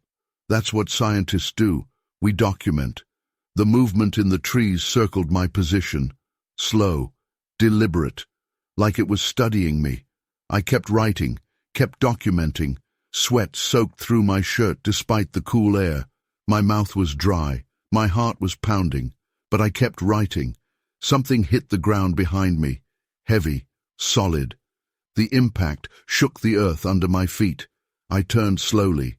Nothing was there, but the smell was overwhelming now, that powerful, musky odor that made my eyes water. I heard footsteps, heavy, bipedal, moving away through the forest. The pattern was wrong for a bear, wrong for any known animal. This was something that walked upright, something big, something heavy. I waited until the footsteps faded, counted to 100. Then I started measuring the footprint it had left. Length, 17.8 inches. Width, 8.4 inches. Depth, 2.3 inches. 5 toes, clear dermal ridges, like a human print but massive. And the depth, the creature had to weigh over 800 pounds to leave prints that deep. I took samples from inside the footprint, soil samples, hair samples, everything I could document. My camera was still dead. All my electronic equipment was still malfunctioning, but I had my notebook, my measurements, my samples. I spent another hour documenting everything. Found more footprints, a clear trail leading away from the marked trees. The stride length between prints was 6.5 feet, consistent, regular. The gait pattern was clearly bipedal. I packed up my samples carefully, labeled everything. Standard scientific procedure. My hands were still shaking, my shirt was still soaked with sweat. But I documented everything, every measurement, every detail. The walk back to my research station took 2 hours. Normally it was a 1-hour walk. I kept stopping, kept looking over my shoulder, kept hearing movement in the trees above me. The smell followed me the whole way, that powerful musky odor that made my nose burn. I secured my samples in the research station, locked everything down, called my university on the satellite phone, reported what I'd found. They said they'd send a team, said they'd analyze the samples, said they'd document everything properly. The samples disappeared from the lab 3 days later, all of them. The hair, the bark, the soil from the footprint. Even my notebook vanished. All my electronic equipment never worked again. The photos were gone. The data was corrupted. But I know what I documented, know the measurements I took, know what I saw in those trees. The numbers don't lie. 17.8-inch footprints, 5 parallel marks 11.3 feet high on the trees, stride length of 6.5 feet. The math doesn't lie. I've been back to that site 6 times since then. The marks are still there on the trees. The line of them is still perfect, 40 yards apart. But I've never found fresh marks. Never smelled that odor again. Never heard those heavy footsteps. I'm a scientist. I deal in facts, in measurements, in documented evidence. I don't make claims about what I saw that day. I just report the numbers, the measurements, the physical evidence I documented before it disappeared. But sometimes, when I'm doing field research in remote areas, I hear movement in the trees above me. Sometimes I catch that distinctive smell on the wind. And sometimes I find marks high up on trees. Perfect parallel lines. 5 of them. Always 5. The samples are gone. The photos are gone. The electronic data is gone. But the measurements are burned into my memory. The numbers don't lie. Something marked those trees. Something big. Something that walks upright. Something that watches researchers from the treetops. I don't claim to know what it was. I'm a scientist. I deal in facts, in evidence. And the facts are these: 17.8-inch footprints, 5 parallel marks 11.3 feet high, stride length of 6.5 feet. Make of that what you will. But remember, sometimes the most incredible discoveries aren't in the things we're looking for. Sometimes they find us while we're looking for something else entirely. Story 9. I've been hunting the forests of British Columbia for 30 years. I know every sound, every smell, every movement. What I saw that evening wasn't supposed to exist. My name is Henrik Larsson. I'm a licensed hunting guide. I specialize in tracking large game, bears, elk, moose. I know predator behavior, prey behavior, natural behavior. That evening started normal. Time, 6:45 p.m. Temperature, 52 degrees. Wind, light from the northwest. Perfect hunting conditions. My gear was standard: .30-06 rifle, scope, binoculars, rangefinder, hunting knife, emergency pack. Basic equipment, nothing special. I'd picked the spot carefully. Edge of a clearing, good sight lines, fresh game trails nearby, elk tracks less than 6 hours old. The first warning came at 7:15 p.m. The forest went silent, not quiet, silent. No birds, no squirrels, no insects, nothing. My skin got cold, tight. Every hunter knows that silence. It means something's wrong, something big. A smell hit me then, strong, like wet fur and rotting meat, but different, sharper, wilder. My hands started sweating. The rifle felt slippery. I checked the safety. On. Checked it again. Still on. Movement caught my eye. 50 yards out. Something dark shifting between trees. Big, much bigger than a bear. I raised my binoculars. 10x50 magnification. Top quality lenses. I could count pine needles at 100 yards. The shape moved again. Not on 4 legs. On 2. Walking upright. Each step silent, deliberate. My hands shook. The binoculars jumped. I steadied them against a tree. The creature stepped into a small gap between trees. Full body visible. Clear line of sight. Height, at least 8 feet, maybe 9. Weight, 800 pounds minimum. Covered in dark reddish-brown fur. Not a bear. Bears don't walk like that. Don't move like that. This thing moved like a person. A giant, hair-covered person. The smell got stronger. My eyes watered. My throat closed up. Breathing got hard. Through the binoculars I saw details. Muscle definition under the fur. Proportions all wrong for any known animal. The head sat directly on massive shoulders. No neck. Heavy brow ridge. Wide flat nose. But the eyes. Those eyes caught the last sunlight. Reflected orange-red. Like a cat's eyes, but bigger. Much bigger. I lowered the binoculars. Reached for my rifle. Pure instinct. 30 years of hunting took over. The creature's head snapped toward me. Direct eye contact. No animal does that. Not like this. A sound came. Deep. Vibrating. Like thunder underground. It made my chest shake. My rifle barrel trembled. Sweat ran into my eyes. My heart pounded against my ribs. The creature turned. Faced me fully. Stood upright. Drew itself up to full height. Now I could see everything. The massive arms. The huge hands. the expressions moving across that not-quite-human face. Another sound came. Different, a series of clicks and grunts, patterned, rhythmic, like speech. My finger found the trigger. Safety still on. 30 years of hunting safety couldn't override basic training. The creature took one step forward. The ground vibrated slightly. Another step. Closer now. Those eyes never left mine. Intelligence in them. Awareness. Understanding. I raised the rifle, clicked off the safety. The sound seemed impossibly loud in the silence. The creature stopped, cocked its head, like a dog hearing a strange noise. But the eyes showed comprehension. Another sound came. 3 distinct tones, repeated twice, clear pattern, clear purpose. My scope showed every detail at 50 yards. Finger on the trigger, crosshairs on center mass. Perfect shot. The creature raised its hand, palm out, the universal signal for stop.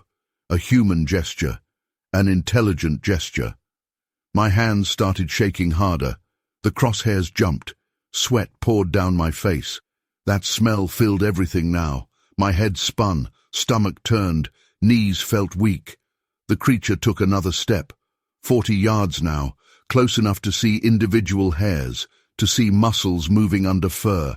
I clicked the safety back on, lowered the rifle. Basic survival instinct finally overrode hunting instinct. The creature nodded, actually nodded. A human gesture, an acknowledgement. It turned sideways, presented its profile, like it was letting me study it, document it, remember it.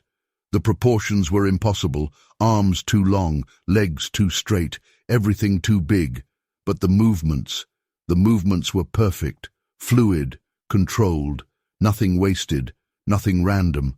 That sound came again, those 3 tones, but softer now, almost gentle. The creature turned back to face me, those eyes locked onto mine again. Intelligence, understanding, communication. It raised its hand again, pointed at my rifle, then shook its head. Another human gesture, another clear message. My arms felt heavy. The rifle dropped to my side. My legs wouldn't stop shaking. The creature took 3 steps backward, smooth, silent, impossible for something that size. Then it turned, walked away. No hurry, no fear, just long, powerful strides into the forest. The trees swallowed it up. The smell lingered. The silence remained. I stood there for 20 minutes, maybe 30. Couldn't move, couldn't think. When my legs worked again, I documented everything. Tracks in soft earth, hair samples on tree bark, broken branches. The prints told their own story. Length, 17 inches. Width, 8 inches. Clear toe impressions. Dermal ridges like human fingerprints. Stride length, over 6 feet. Depth showed weight distribution like a human's.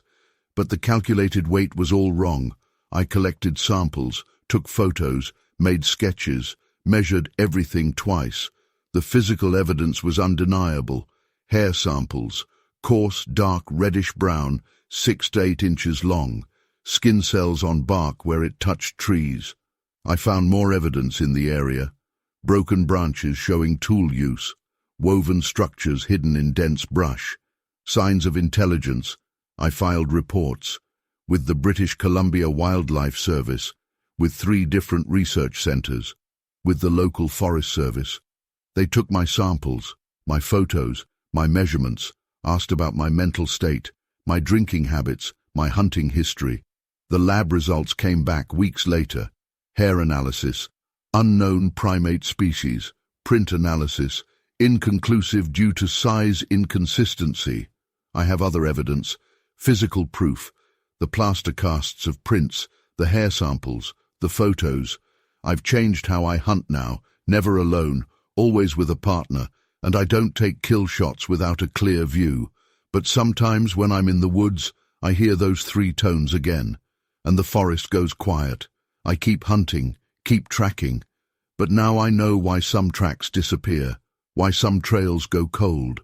There are things in these forests that understand rifles, that know what hunters do, that can think and reason and choose. That's my statement. Every word true, every detail accurate. The evidence is stored at the British Columbia Wildlife Research Centre, case number BF 2024-089.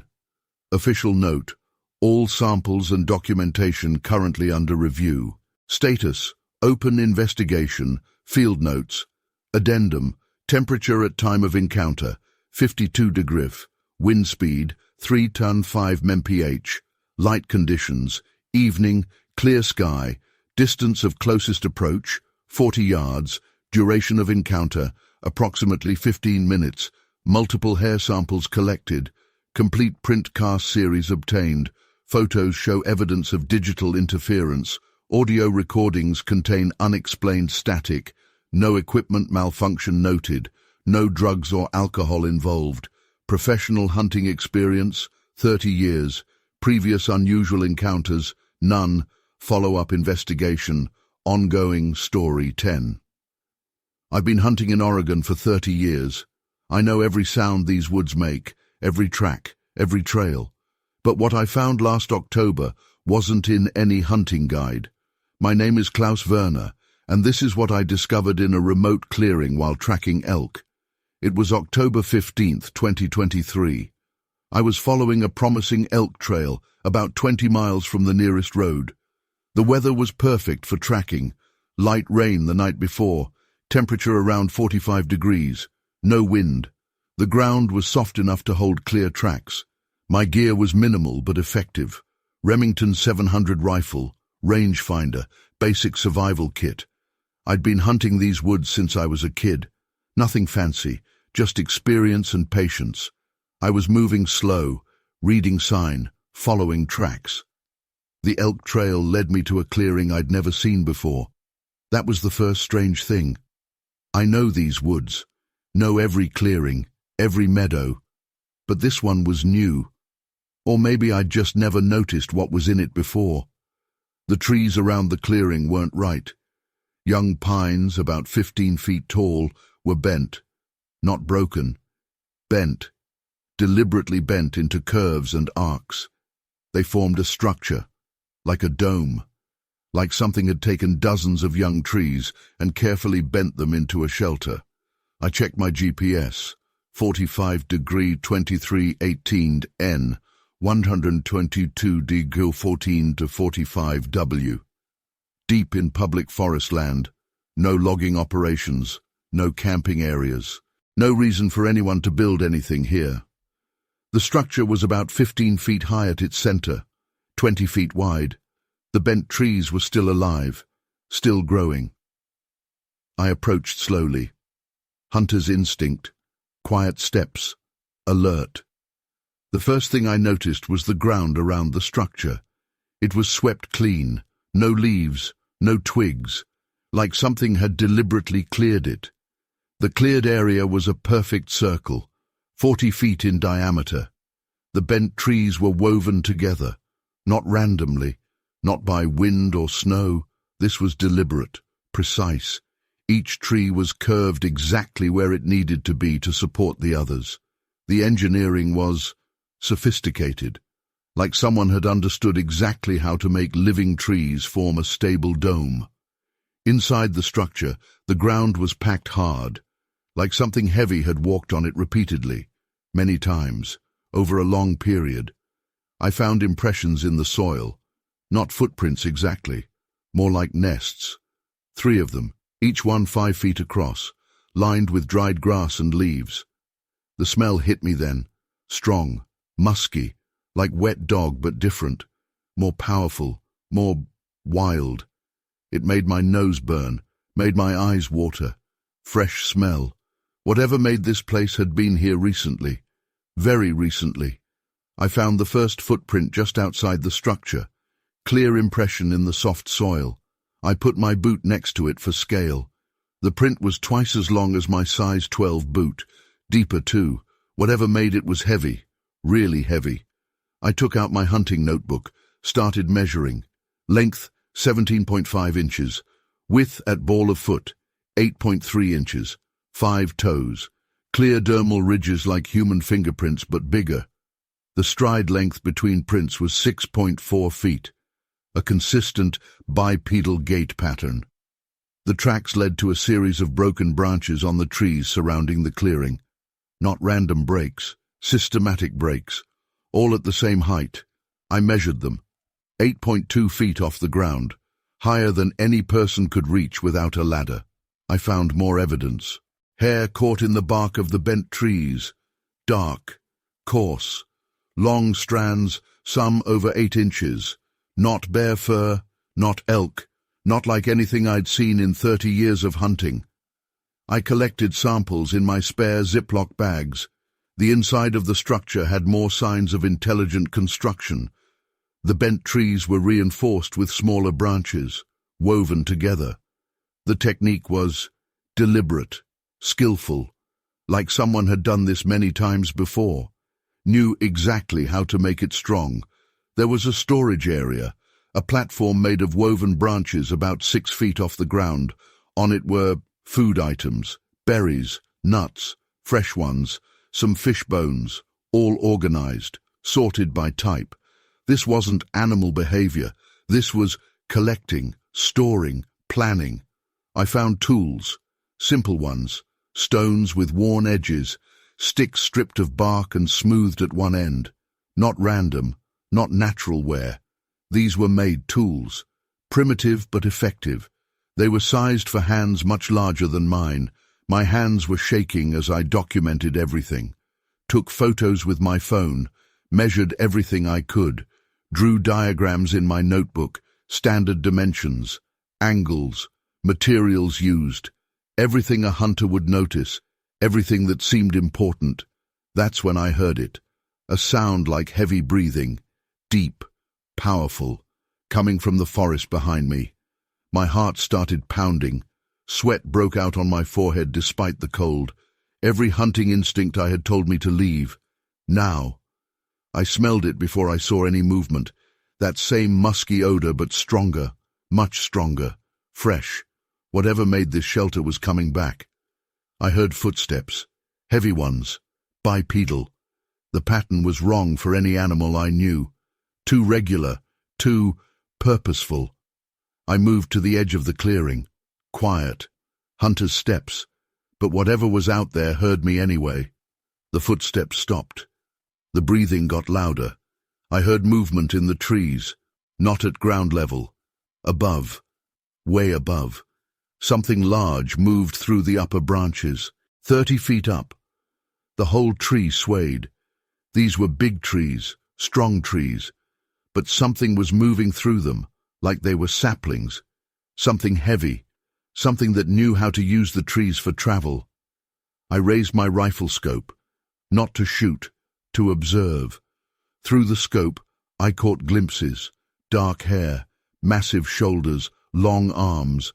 The movement was smooth, deliberate, like it knew exactly how to move through the canopy without being seen.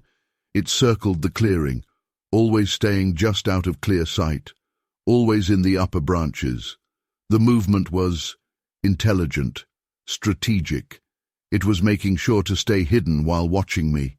The trees would sway, then stop, then sway again as it moved. My phone stopped working. Screen went black. GPS unit too. Everything electronic just died. But I could still hear it moving, still smell that powerful odor, still feel the impact through the ground each time it moved to a new tree. I started backing away from the clearing, slow steps, deliberate steps, hunter's retreat, never turning my back, never running, just steady, careful movement away from the structure, away from whatever was watching me from the trees. The movement followed me for half a mile, always in the canopy, always just out of sight. Then it stopped, just stopped. The forest went completely silent. That deep breathing sound was gone. The musky smell faded. But I knew it was still watching. I walked 5 miles back to my truck. Didn't stop once. Didn't look for elk sign. Just walked. Steady pace. Alert. Ready. My hands were still shaking when I reached the truck. My shirt was soaked with sweat despite the cold. I reported what I found to the Forest Service, gave them the GPS coordinates, showed them my photos, my measurements. They said they'd investigate. I haven't heard anything since. When I went back a week later, the structure was gone. No bent trees, no footprints, no evidence. But I know what I saw, know what I measured, know what I documented. The numbers don't lie. 17.5-inch footprints, tools made for massive hands, a shelter built by something that could bend young trees like they were twigs. I still hunt these woods, still track elk, still follow game trails. But now I look up more. Watch the trees, listen for heavy breathing, smell for that musky odor. Because I know what's out here now, know what builds shelters in remote clearings, know what watches hunters from the treetops. The structure is gone, the evidence disappeared. But the measurements are in my notebook. The photos were real before my phone died. And somewhere out in these woods, something is still bending trees, still making shelters, still watching us while we think we're the ones doing the hunting. I'm not claiming to know what it was. Don't pretend to understand it. I just know what I saw, what I measured, what I documented. Those are the facts, the evidence. Make of it what you will. But remember, sometimes the hunter becomes the hunted. Sometimes we're not the only ones out here who know how to build, how to plan, how to watch. Story 11. Snow changes everything in Alaska. It preserves evidence, records every movement. That's why I chose winter for my camera trap study. That's when I found something that shouldn't exist. My name is Astrid Bergman. I've worked as a wildlife researcher for 15 years. I specialize in carnivore behavior studies using motion-activated cameras. This was a routine equipment check, standard procedure. Location, Tongass National Forest. Coordinates, 57 dig 30, 28.1 N, 133 dig 45, 19, 4W. Elevation, 2,142 feet. Temperature, 28 degrees. 6 inches of fresh snow on the ground. Perfect tracking conditions. My equipment was basic. 10 Reckonix HP2X Pro cameras, GPS unit, spare batteries, SD cards, toolkit. The cameras were positioned along known game trails. Standard research protocol. I started my checks at 8 a.m. The first 3 cameras were normal. Bears, wolves, moose, expected wildlife. Camera 4 was different. Found it on the ground, 30 feet from its mounting point. The security cable was snapped. Clean break. The camera wasn't damaged, just carefully removed. Placed on the ground, face down. I checked the memory card. Battery level, 100%. Memory, 60% full. Timestamp showed activity at 2:47 a.m. The first images were normal. Deer, wolves, standard wildlife patterns. Then the frames changed. 2:44 a.m. Something large moved at the edge of the frame. Dark, upright. 2:45 a.m. Closer now. The flash showed reddish-brown fur. Height reference against the trees, at least 8 feet. 2:46 a.m. A face filled the frame. Not bear, not human. Heavy brow, wide nose, eyes reflecting orange-red. 2:47 a.m. Static. Digital interference. Then nothing. My hands shook as I reviewed the images again. My breath came in short gasps, made white clouds in the cold air. The snow told its own story. Prints in the fresh powder. Big. Length, 18 inches. Width, 8 inches. Stride length, over 6 feet. Not bear tracks. Bears don't walk like this. The prints showed clear toe impressions, dermal ridges, like giant human footprints. I photographed everything, used my GPS unit for scale, took measurements, basic research protocol. A smell hit me then. Strong, musky, like wet fur but sharper. Wilder. It made my eyes water. The forest had gone silent. No birds, no wind in the trees, just the sound of my breathing. Movement caught my eye. Dark shape behind a spruce grove. Big. Moving upright. My camera came up automatically. Research instinct took over. Document everything. The figure emerged from the trees. Full daylight. No shadows. no tricks of light. Height estimate, 8.5 feet minimum. Weight, 800–900 pounds. Covered in dark reddish-brown fur. It moved with purpose, each step precise, silent despite its size. The snow didn't even crunch under its weight. Those eyes caught the morning sun, orange-red reflection, like the camera flash image but stronger. My hands trembled. The camera shook, but I kept shooting. The creature stopped 50 feet away, stood straight, drew itself up to full height. Details became clear. Muscle definition under the fur, opposable thumbs, facial expressions that seemed almost human. A sound came. Deep, resonant, 3 distinct tones. It made the air vibrate. My fingers went numb. The camera nearly slipped. The sound it made against my coat seemed impossibly loud. The creature reacted, fast, impossibly fast for its size, covered 20 feet in one smooth motion. Now it stood 30 feet away. I could see every detail, every muscle, every expression. The smell overwhelmed me. My head spun, knees went weak, heart pounded against my ribs. That sound again, those 3 tones, but different now, almost like speech. Its face showed curiosity. The expression was too human, too aware. It raised one hand, pointed at my camera. The gesture was unmistakably intelligent. Another sound, a series of clicks and grunts, patterned, rhythmic, like language. My camera kept clicking. Scientific training overrode fear. Document everything. The creature took another step forward. The snow remained unmarked beneath its feet. It reached out, slowly, deliberately. Hand extended toward my camera. I stepped back, stumbled in the snow, caught myself against a tree. The creature stopped, cocked its head. The gesture was eerily human. Those eyes locked onto mine, direct eye contact, understanding in them, intelligence. Another series of sounds, 3 distinct vocalizations, repeated twice, clear pattern. It pointed at my camera again, then at camera 4 on the ground, then back at my camera. The message was clear: stop documenting.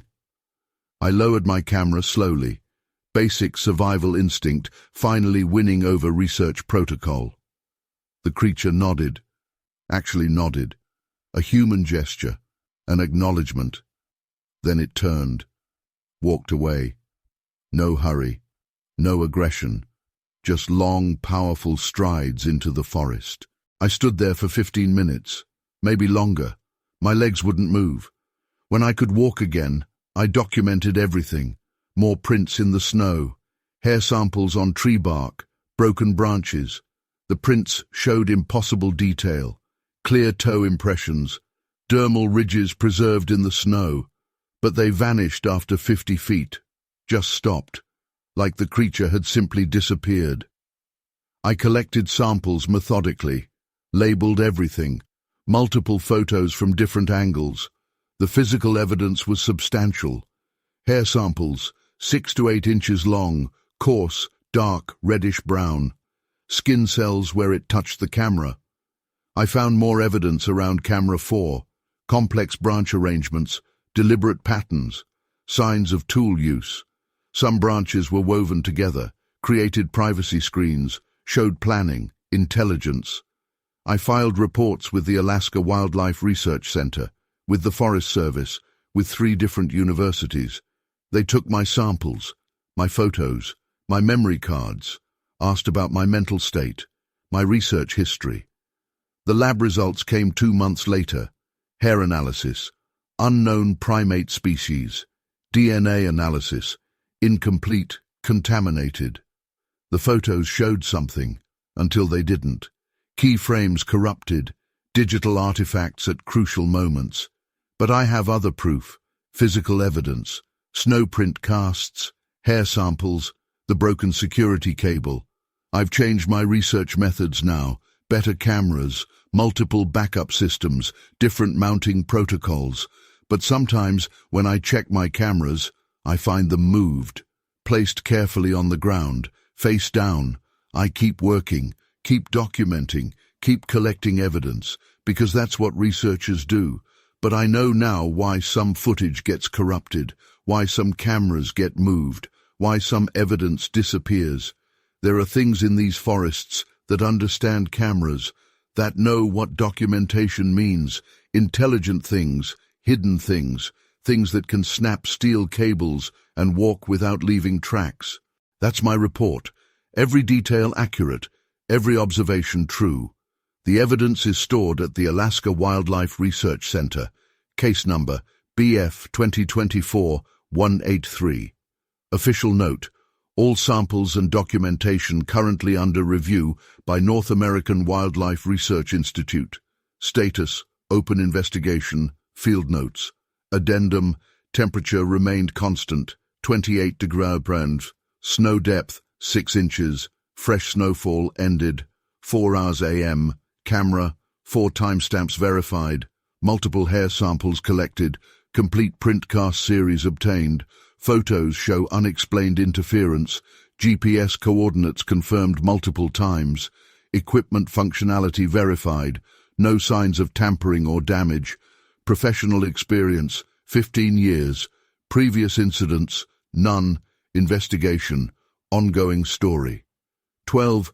Most geological fieldwork is quiet, just rocks, measurements and data collection. But what I heard in the Olympic Mountains last summer wasn't about geology. I'm Dr. Adelaide Blackwood, and this is what happened during what should have been a routine rock sampling expedition. I'd been in the field for 4 days, standard geological survey work in a remote section of the Olympic Mountains. My research site was 23 miles from the nearest road. The location was chosen for its unique basalt formations. Nothing more. My equipment was basic field geology gear, rock hammer, sample bags, GPS unit, field notebook, camera, digital voice recorder for field notes, standard stuff. I'd done this kind of work hundreds of times before in remote locations all over the world. The morning of July 23, 2023, started normally. Temperature 52 degrees, clear sky, light wind from the northwest. I was collecting rock samples from an exposed cliff face when I first heard it, a sound that shouldn't exist in these mountains. It was 9:47 a.m. I remember checking my watch. The sound started as a single vocalization, deep, powerful, like nothing I'd ever heard before. Not a bear, not an elk, not any known animal. The frequency was too low, too controlled. I switched on my digital voice recorder. Standard scientific procedure. Document everything unusual. The sound came again, this time longer, more complex. The frequency modulated up and down in a pattern that seemed deliberate. Then another voice answered. Different tone, different pitch, but the same type of vocalization. It came from a different direction, about half a mile east of the first sound. The two voices called back and forth, like they were communicating. A third voice joined in, this one from the north, then a fourth from the west. The sounds formed a rough circle around my position, each voice distinct, each one responding to the others in what seemed like a pattern. I checked my decibel meter. The loudest vocalizations registered at 102 dB from my position. Based on the sound attenuation over distance, the source had to be producing around 140 dB at origin. That's louder than a military jet at close range. The pattern continued for exactly 12 minutes. I timed it. The vocalizations weren't random. They had structure, rhythm. Different calls got different responses, like a language, like they were sharing information. My hands were shaking as I took notes. Sweat soaked through my shirt despite the cool morning air. But I kept writing, kept recording. That's what scientists do. We document, we measure, we record data. The digital voice recorder started malfunctioning.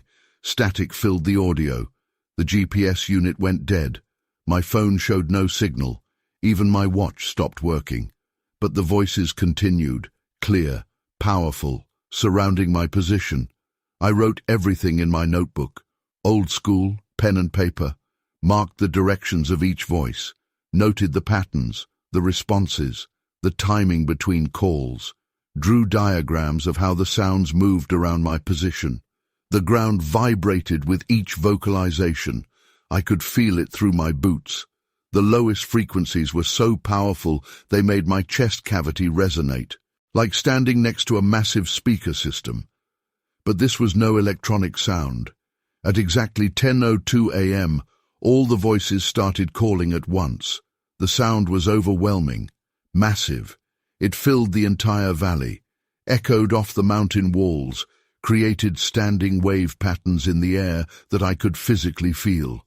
Then, at precisely 10:03 a.m., they stopped, all of them, at the same instant. The silence that followed was absolute. No birds, no insects, no wind in the trees. Complete silence. The kind of silence that makes your ears ring. I waited, counted the seconds. 1 minute passed, 2 minutes. The silence continued. My heart was pounding so hard I could hear it, feel it in my throat. But I kept writing, kept documenting. That's when I smelled it. A powerful, musky odor, like wet animal fur but different, stronger, more pungent. It made my eyes water, made my nose burn. The smell came from all directions, just like the voices had. I heard movement in the forest, heavy footsteps, not one set, multiple sets, moving away from my position in different directions. The gait pattern was wrong for any known animal. These were bipedal steps, heavy, deliberate. I started measuring the footprints as soon as the steps faded. Scientific procedure, document everything. The prints were clear in the soft ground. Length, 17.6 inches. Width, 8.4 inches. 5 toes, distinct dermal ridges, like human prints but massive. The stride length between prints was consistent. 6.3 feet between steps. The gait pattern showed clear bipedal locomotion. The depth of the prints indicated creatures weighing at least 800 pounds each.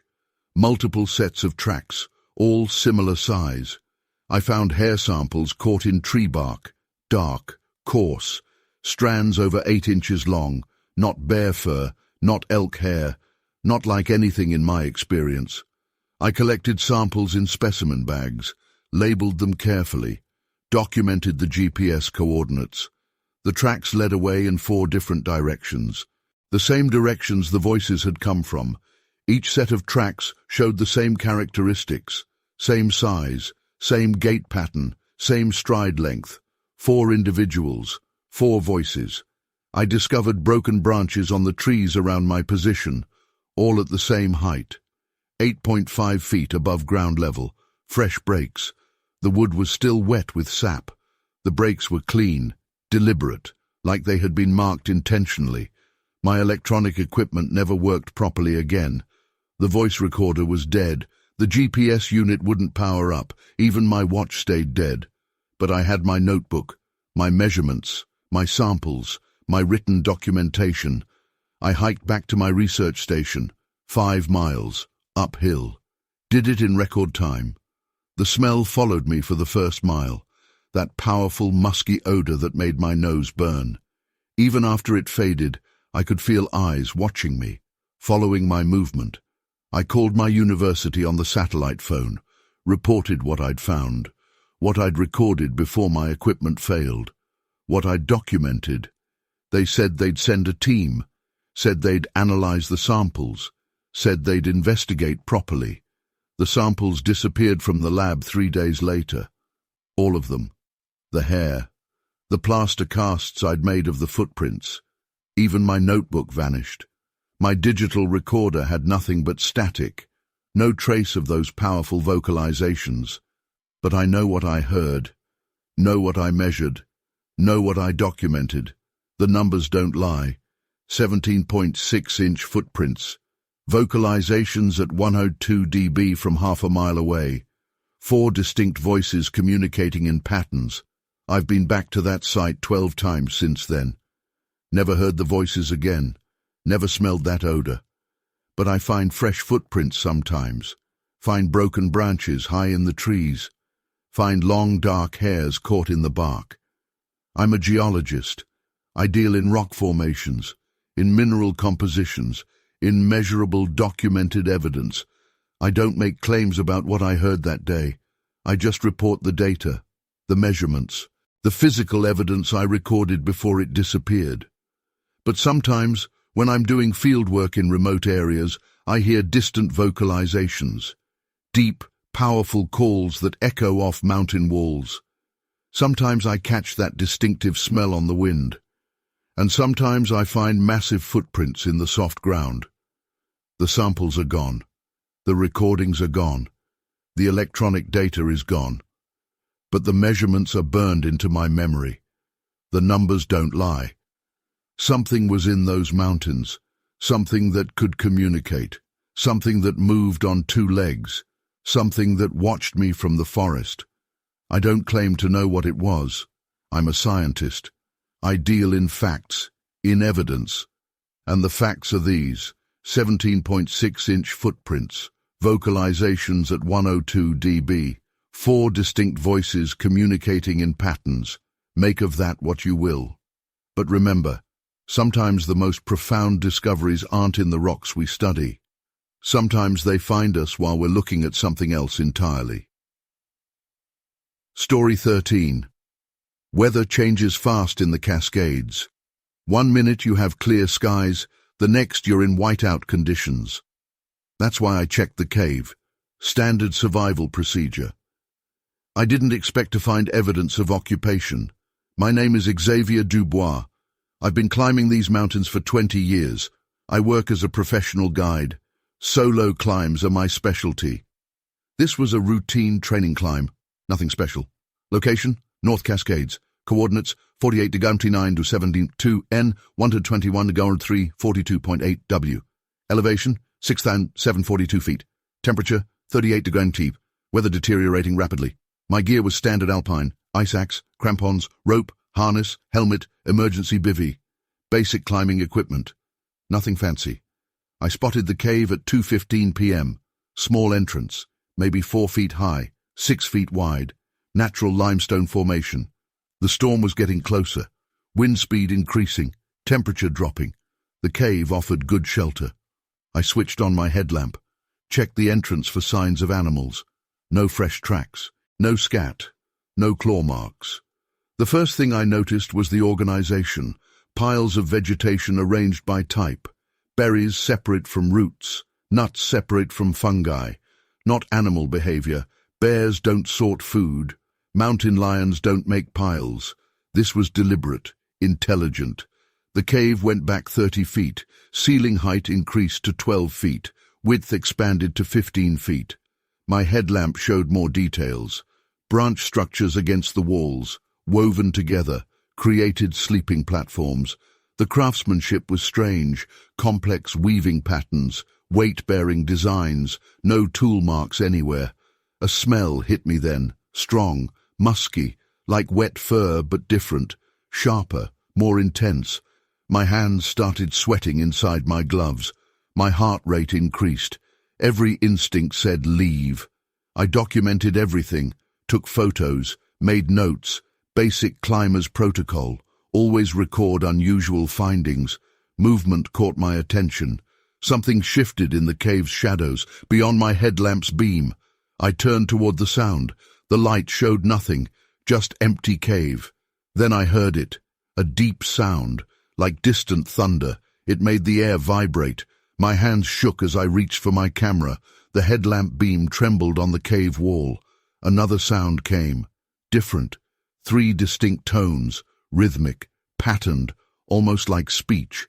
I backed toward the entrance. My breathing echoed in the cave, too loud, too fast. Something moved in the darkness, big, much bigger than a bear.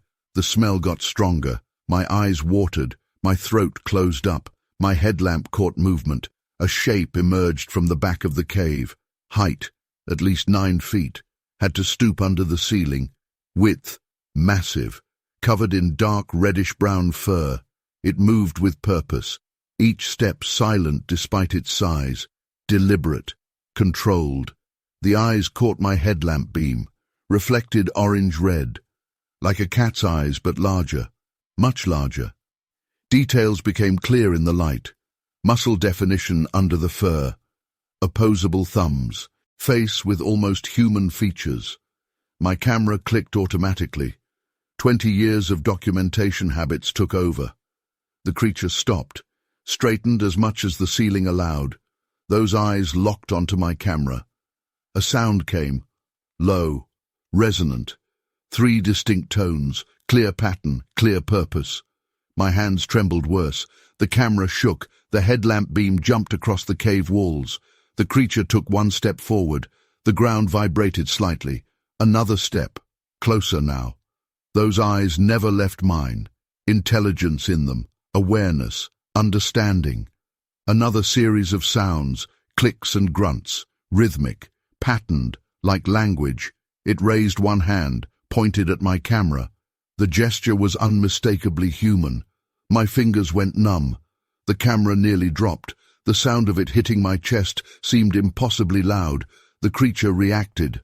Fast, impossibly fast for its size, covered half the cave in 1 motion. Now it stood 10 feet away. I could see every detail in my headlamp beam, every muscle, every expression. The smell overwhelmed me. My head spun, knees went weak. Back pressed against the cave wall, that sound again. Those 3 tones, but softer now, almost gentle.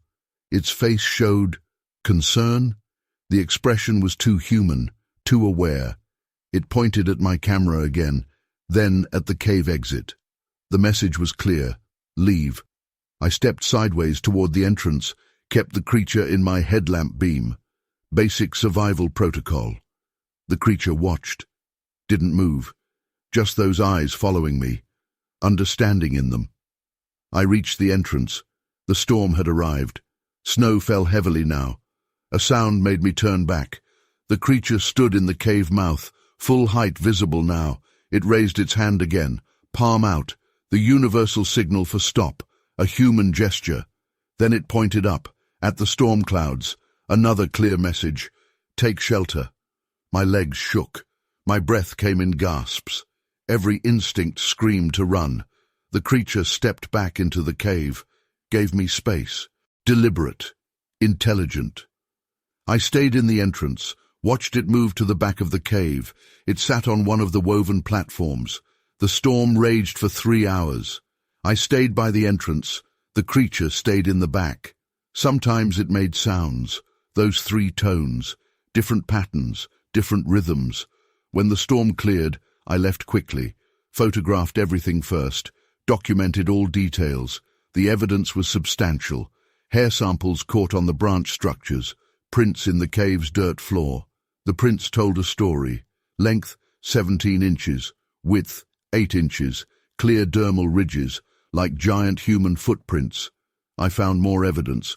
Complex branch weavings, food storage systems, tool use indicators. I filed reports with the National Park Service, with 3 different research centers.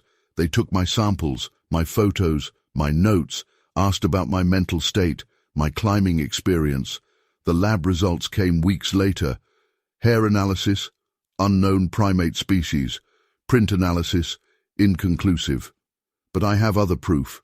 Physical evidence, photos, samples, GPS coordinates. I've changed how I climb now. Never explore caves alone.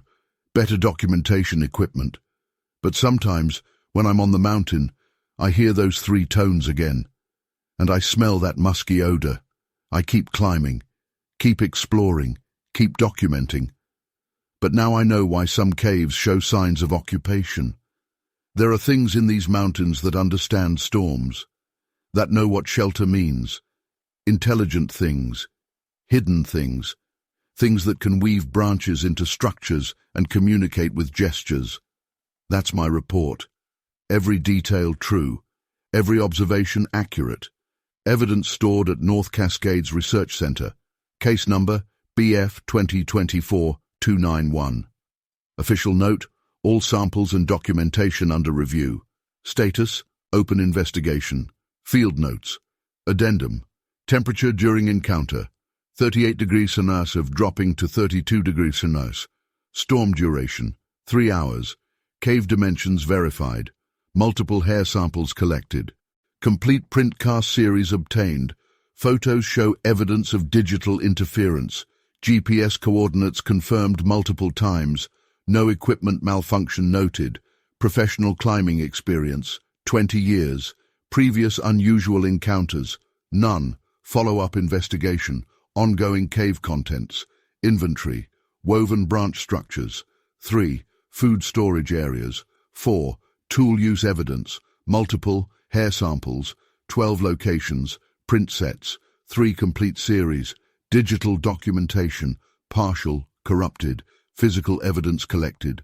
27 items. Current status. Cave sealed by Park Service. Weather report. Storm intensity. Severe. Snow accumulation. 8 inches. Wind speed. 45 mm gusts. Visibility. Under 50 feet. Duration. 3 hours 12 minutes. Temperature drop. 6 degrees. Barometric pressure. Rapidly falling. Story. 14. Flying search and rescue missions is usually straightforward. Find the target. Send coordinates. Guide ground teams in. But what I saw during a routine search last summer wasn't routine at all. I'm Magnus Eriksson, and this is what I witnessed from my rescue helicopter over the Pacific Northwest. The call came in at 7:15 a.m. on August 12, 2023. Missing hiker in the Mount Baker Snoqualmie National Forest. Standard search pattern assigned. Weather conditions perfect. Visibility unlimited. Wind calm. Temperature 62 degrees at ground level. My aircraft was a Bell 412 helicopter. Standard search and rescue configuration. Infrared cameras. GPS navigation. Emergency medical equipment. I'd flown hundreds of search missions in these mountains. Knew every ridge, every valley, every normal thing I might see from the air. The first 2 hours were routine. Grid search pattern at 500 feet above ground level. Speed 60 knots. Perfect conditions for spotting ground movement. No turbulence, no clouds. Clear sight lines to the forest canopy. At 9:47 a.m., my instruments started acting strange. First the compass. The needle spun randomly. Then the GPS began showing position errors. The altimeter fluctuated wildly. All my electronic equipment malfunctioning at once. I switched to visual navigation. Old-school flying, use landmarks, follow terrain features. I'd been flying these mountains for 20 years. Didn't need instruments to know where I was. But something felt wrong. The air felt heavy. That's when I saw it. Movement in the forest canopy. Fast movement. Not like a bear or deer. This was bipedal, upright, running through the treetops at impossible speed. The branches barely moved as it passed. I banked the helicopter for a better view, dropped to 300 feet altitude. The thing was covering ground at incredible speed, moving smoothly through terrain that would stop any human, jumping gaps between trees that had to be 15 feet wide. The figure was dark, covered in hair, not fur like a bear, different, more like tangled human hair but all over its body. The proportions were wrong for any known animal, too tall, arms too long, legs too powerful. I calculated its speed based on known ground features. It was moving at over 35 miles per hour through dense forest, not running on the ground, running through the treetops, moving like it had done this thousands of times before. My radio crackled with static, all frequencies, just white noise. The GPS was still dead, compass still spinning, but I could see the creature clearly now.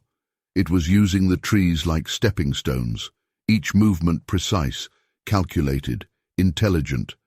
The size was what hit me first. Based on the trees it passed, the figure had to be at least 8 feet tall. The shoulders were massive, the arms long enough to grab branches 20 feet apart, the legs powerful enough to launch it between trees. I got my phone out, started filming. The creature didn't seem to care about the helicopter, didn't try to hide, just kept moving through the canopy at that impossible speed. Like this was normal, like this was how it always traveled. The smell hit me even inside the helicopter. Strong, musky, like wet animal fur but different, more powerful, more wild. It made my eyes water, made my nose burn, made the inside of the helicopter reek even through the air filtration system. The creature suddenly changed direction, turned east, still moving at the same speed, still using the treetops like a highway. The movement was smooth, fluid, like watching an Olympic athlete but scaled up to impossible size. I followed at 300 feet, kept pace easily in the helicopter, but the way it moved through the dense forest was incredible. No hesitation, no wasted motion. Every grab, every jump, every landing exactly right, like it had mapped this route years ago. The forest below was old growth, big trees, thick canopy, the kind of terrain that would stop most ground searches. But this thing moved through it like it was a paved road, using branches that shouldn't have held its weight. My phone stopped working. Screen went black, like all my other electronics. But I kept visual contact, kept following. The creature maintained its speed for 10 minutes straight. No signs of tiring, no signs of slowing. Then it did something impossible. It jumped a clearing, a gap in the forest, 60 feet wide, launched itself from one tree and landed perfectly in another. The movement was deliberate, calculated, like it knew exactly how far it could jump. The landing should have broken the branches, should have made noise, should have shown some impact. But it was perfect, smooth, silent. The creature grabbed a branch, swung once, and kept running without missing a step. I checked my instruments again. Still nothing working, not even basic electronics. The static on the radio was getting louder. The smell in the cockpit was getting stronger. But I kept following, kept watching. This was something that needed to be documented. The creature ran for exactly 17 minutes. I timed it on my analog watch, the only thing still working, covered roughly 10 miles of dense forest. Then it just stopped, vanished into a thick stand of trees like it had never been there.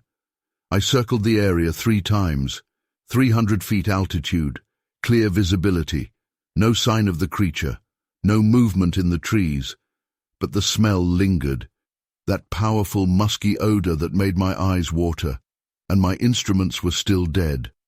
I marked the location visually: ridgeline, creek bed, distinctive rock formation, old-school navigation. When I landed back at base, I marked it on a map, called in what I'd seen, what I'd followed, what I'd documented. My phone never worked again.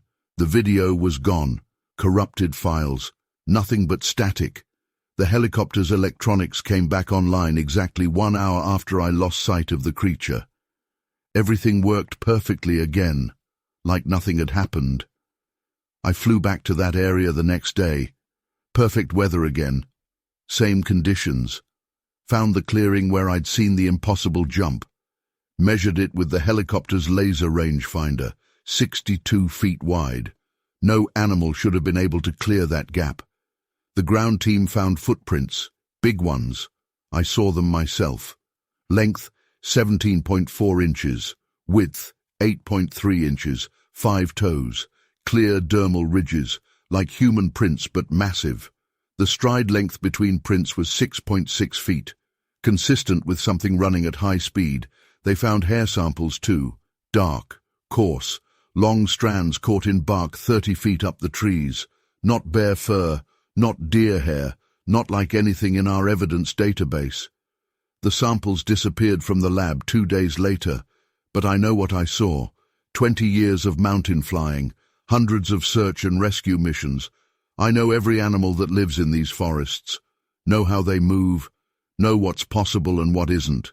This wasn't possible, but I saw it. The GPS coordinates are still in my logbook. The measurements of the clearing are documented. The footprint casts were photographed before they vanished.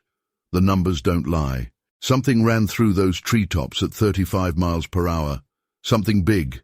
I still fly search and rescue, still look for missing hikers, still know these mountains. But now I watch the treetops more carefully. Look for movement in the canopy. Listen for my instruments to start failing. Smell for that distinctive odor, because I know what's out there now. Know what moves through these forests above our heads. Know what can jump 60-foot gaps between trees. Know what can run for miles through the canopy, like it's running on flat ground. The video is gone. The samples are gone. The electronic data is gone. But I know what I saw.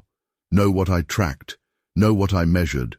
Those are the facts, the evidence. Make of it what you will. But remember, when you're hiking in these mountains, look up sometimes. Watch the treetops. Listen for movement above you. Because something is up there. Something that watches us from above. Something that runs through the canopy like we run on streets. Something that knows these forests better than we ever will. Story 15. I study rare plants in Wyoming's backcountry. I document endangered species patterns, map their distributions. That day, I found something else, something that changed how I see these forests. My name is Ingrid Nystrom. I've worked as a field botanist for 16 years. This was a routine survey. Basic research. Looking for threatened plant species in remote areas. Location, Shoshone National Forest. Coordinates, 44 dig 38 22.1 N 109 dig 37 18.4 W. Elevation, 8,234 feet. Temperature, 48 degrees. Light wind from the southwest. My equipment was standard. GPS unit, specimen bags, camera, field notebook, plant identification guides. Basic botanical research gear. I noticed the first bent tree at 9:15 a.m. Young lodgepole pine, about 15 feet tall. Bent at a 90-degree angle, not natural. Trees don't bend like that, not without breaking. This one was perfectly bent. No damage, no stress marks. I found the second tree 50 feet away. Same species, same bend, same height. Too precise to be coincidence. My hands shook as I took photos, measured angles, recorded GPS coordinates, basic research protocol. A pattern emerged.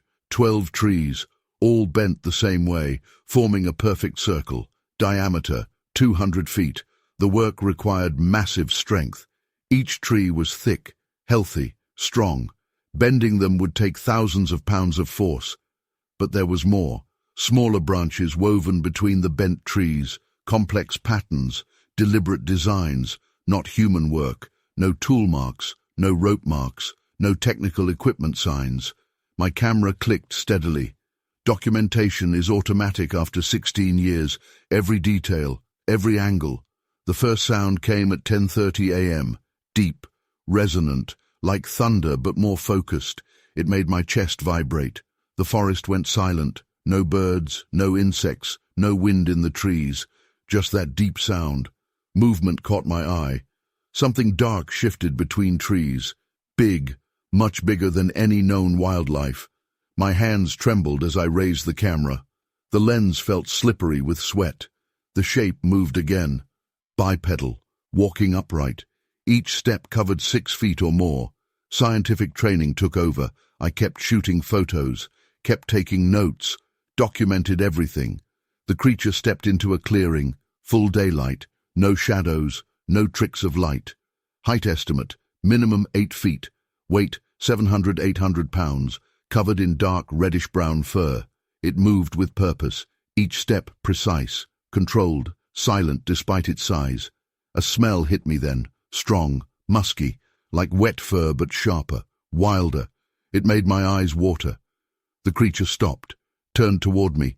Those eyes caught the morning sun, reflected orange-red. Details became clear. Muscle definition under fur, opposable thumbs, facial expressions almost human. Another sound came. 3 distinct tones, repeated twice. Clear pattern, clear purpose. My legs felt weak. My heart pounded. Sweat soaked my shirt despite the cool air. The creature took 1 step forward. The ground vibrated slightly. Another step. Closer now. Those eyes locked onto my camera. Direct eye contact. Intelligence in them. Understanding. A series of clicks and grunts came. Rhythmic. Patterned, like speech but not human speech. It raised one hand, pointed at my camera, then at the bent trees, then back at my camera. The message was clear: stop documenting. My hands shook harder. The camera wavered, but I kept shooting. Scientific instinct overrode fear. The creature moved, fast, impossibly fast for its size, covered 50 feet in one surge. Now it stood 20 feet away. I could see every detail, every muscle, every expression. The smell overwhelmed me. My head spun, knees buckled, back pressed against a tree. That sound again, those three tones, but different now, almost warning. Its face showed frustration. The expression was too human, too aware. It reached out, grabbed a young pine tree, thick as my arm, strong, healthy wood. One smooth motion bent the tree horizontal, no strain, no effort, just pure strength. The wood didn't crack, didn't splinter, just bent like it was made of rubber. Then the creature wove smaller branches through it, quick, skilled, creating complex patterns. The whole process took 30 seconds, perfect duplicate of the other bent trees. It turned back to me, those eyes still locked on my camera, still showing intelligence. Another sound came, that three-tone pattern, but urgent now, commanding. I lowered my camera slowly, basic survival instinct finally winning over scientific curiosity. The creature nodded, actually nodded, a human gesture, an acknowledgement. Then it turned, walked away, no hurry, no aggression, just long, powerful strides into the forest. I stood there for 20 minutes, maybe longer. My legs wouldn't stop shaking. When I could move again, I documented everything. The bent trees, the woven patterns, the footprints. The prints told their own story. Length, 16 inches, width, 7.5 inches, clear dermal ridges like human fingerprints. The newly bent tree provided more evidence.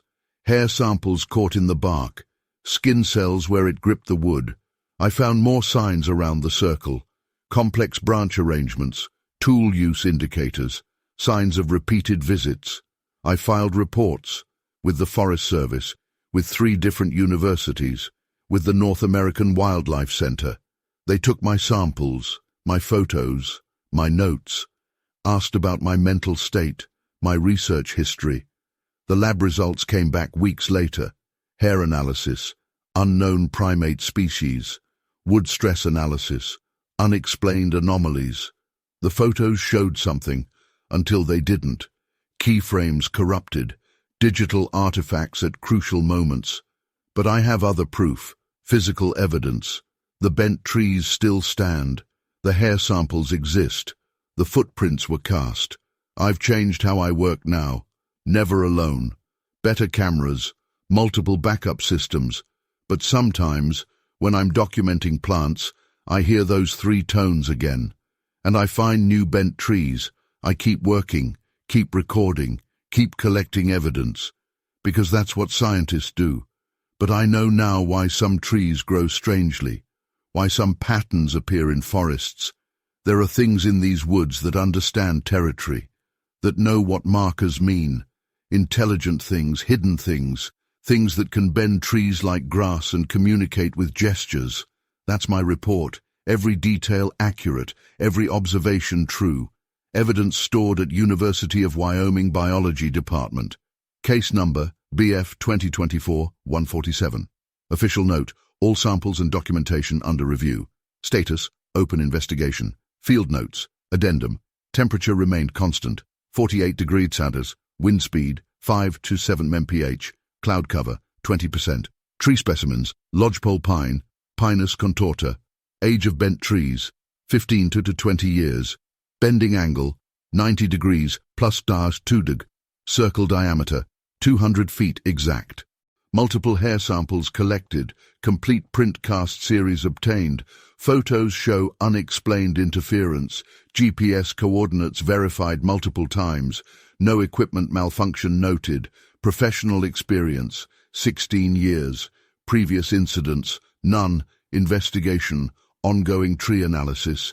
Data, wood stress patterns, anomalous, growth adaptation, unprecedented, cell structure, modified, bark damage, minimal, recovery rate, abnormal, pattern consistency, exact, tool mark analysis, negative, age verification, confirmed, species, identification, verified, current status, monitored story. 16. Studying salmon migration patterns is usually predictable work. Count fish, track movements, record data.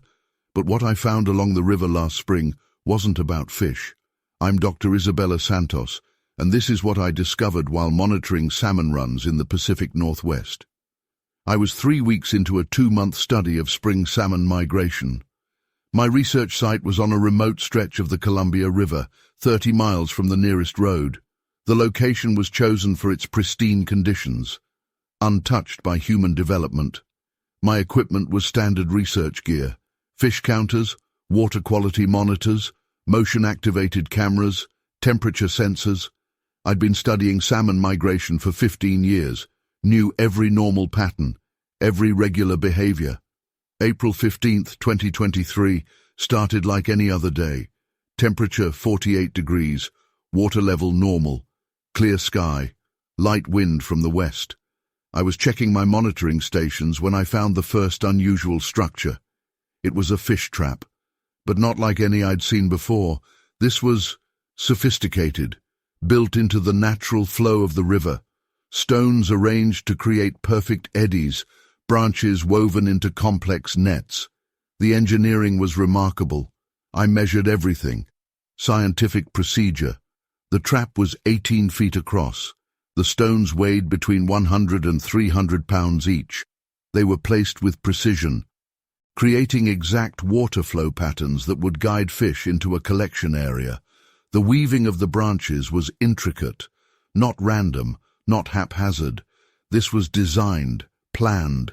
The spacing between woven sections was exactly 2.3 inches, perfect for catching adult salmon but letting juveniles pass through. I found footprints in the mud near the trap, large ones. I measured them immediately. Length 17.7 inches, width 8.4 inches, 5 toes, clear dermal ridges, like human prints but massive. The stride length between prints was 6.5 feet.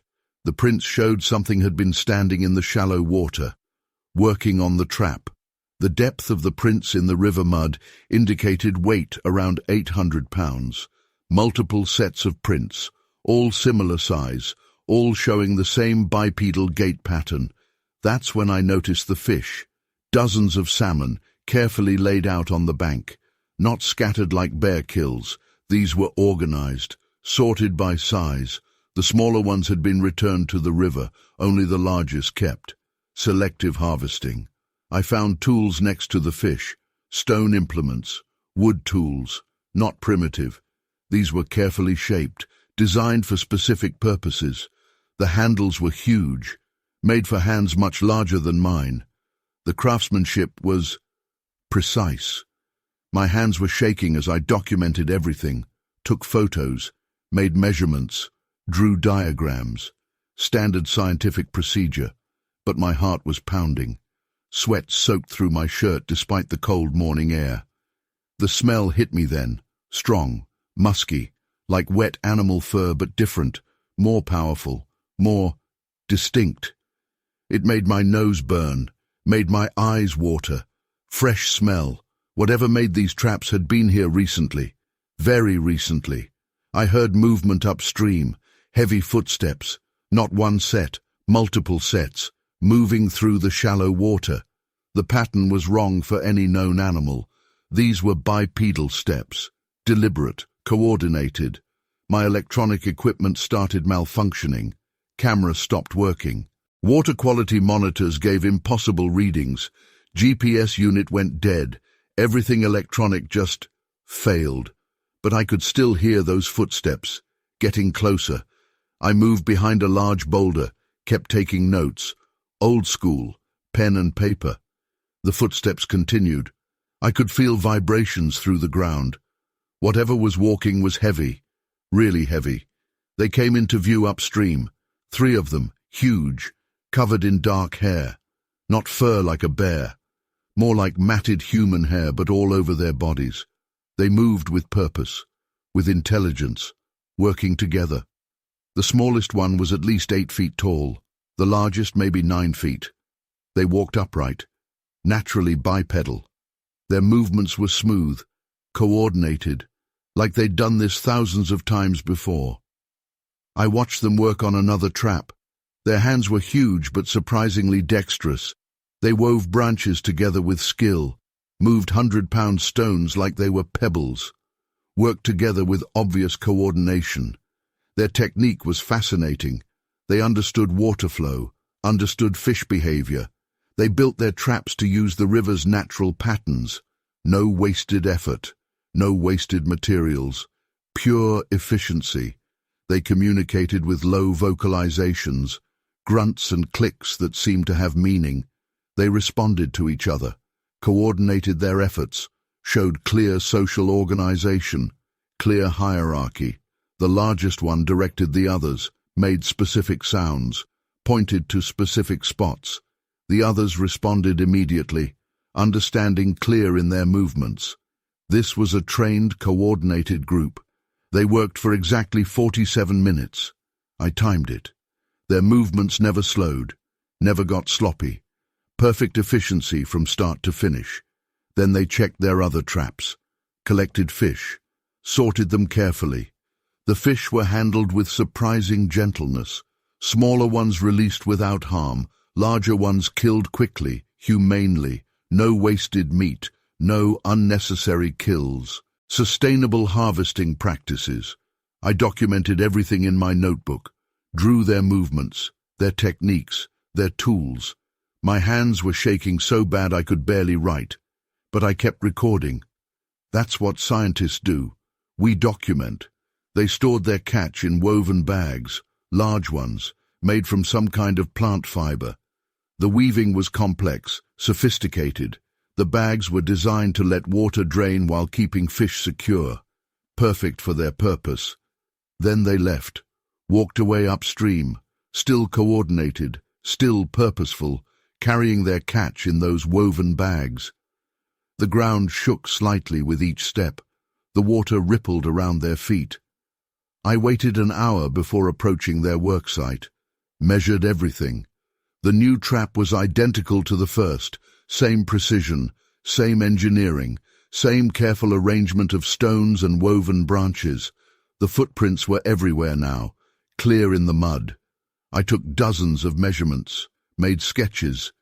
The ground was torn up from their work, but each print was still distinct, still measurable. I found more hair samples, dark, coarse, long strands caught in the woven branches, not bare fur, not like any known animal. I collected everything I could, labeled it carefully, documented every detail. My electronic equipment started working again exactly 2 hours after they left. Everything normal, like nothing had happened. I took photos of everything, recorded video of the traps, measured every angle, every stone, every woven section. I called my university from the research station, reported what I'd found, what I'd documented, what I'd seen. They said they'd send a team, said they'd analyze the samples, said they'd investigate properly. The samples disappeared from the lab 3 days later. All of them. The hair, the photos, the videos. Even my notebook vanished. No trace of what I'd documented, no evidence of what I'd seen. But I know what I saw, know what I measured, know what I documented. The numbers don't lie. 17. 7-inch footprints. 9-foot-tall beings building complex fish traps, using tools, working together, showing intelligence. I've been back to that stretch of river dozens of times. The traps are always gone when I return. No trace of their work. But I find fresh footprints sometimes. Find new arrangements of stones in the water. Find woven branches hidden in the undergrowth. I'm a marine biologist. I study fish behavior, migration patterns, measurable data. I don't make claims about what I saw that day. I just report the facts, the measurements, the observations I recorded before everything vanished. But sometimes, when I'm working along remote rivers, I hear heavy footsteps in the distance. Sometimes I catch that distinctive musky smell on the wind, and sometimes I find sophisticated fish traps that no human built. The samples are gone. The photos are gone. The documentation is gone. But the measurements are burned into my memory. The numbers don't lie. Something was there that day. Something intelligent. Something that understood river systems better than we do. Something that still fishes these waters, whether we can prove it or not. Story 17. The storm hit faster than predicted in Northern California. Lightning struck close. Thunder cracked overhead. I needed shelter fast. That's why I entered the cave. Standard survival procedure. What I found inside changed everything. My name is Dmitry Volkov. I've worked as a professional trail guide for 14 years. I know these mountains, know the weather patterns, know the safe spots. This was a routine hike turned dangerous. Location, Trinity Alps. Coordinates, 41-12-18-7, N, 192-54-32-1 Elevation, 5,842 feet. Temperature dropping fast. Storm intensifying. My gear was standard. Hiking pack, emergency supplies, first aid kit, flashlight, rain gear. Basic outdoor equipment. Nothing special. I found the cave entrance at 6:45 p.m. Lightning flashed. Thunder followed immediately. The storm was directly overhead. The entrance looked stable. 8 feet high, 10 feet wide, natural granite formation. No signs of recent rockfall. I switched on my flashlight, checked for animal signs. No fresh tracks, no scat, no claw marks. Safe enough. The first thing I noticed was wrong. Bones on the floor. Clean bones, arranged in piles, sorted by size, not animal behavior. Bears don't organize bones. Mountain lions don't sort remains. This was deliberate, intelligent. The cave extended back 40 feet. Ceiling height, 12 feet. Width varied between 10 and 15 feet. My light showed more details. Branch structures against the walls, woven together, created sleeping platforms. The construction was complex, weight-bearing designs, no tool marks, no rope marks, just raw materials woven together. A smell hit me then, strong, musky, like wet fur but different, sharper, more intense. My hands started sweating, heart rate increased, every instinct said run. But the storm raged outside. I documented everything, took photos, made notes, professional habit after 14 years outdoors. The first sound came at 7 p.m. Not thunder, deeper, more focused. It made the air vibrate. Then another sound, different, wood on wood, rhythmic, like someone beating a hollow log. The sound echoed. Then another response, from outside. Same rhythm, different tone. My hands shook as I noted the pattern.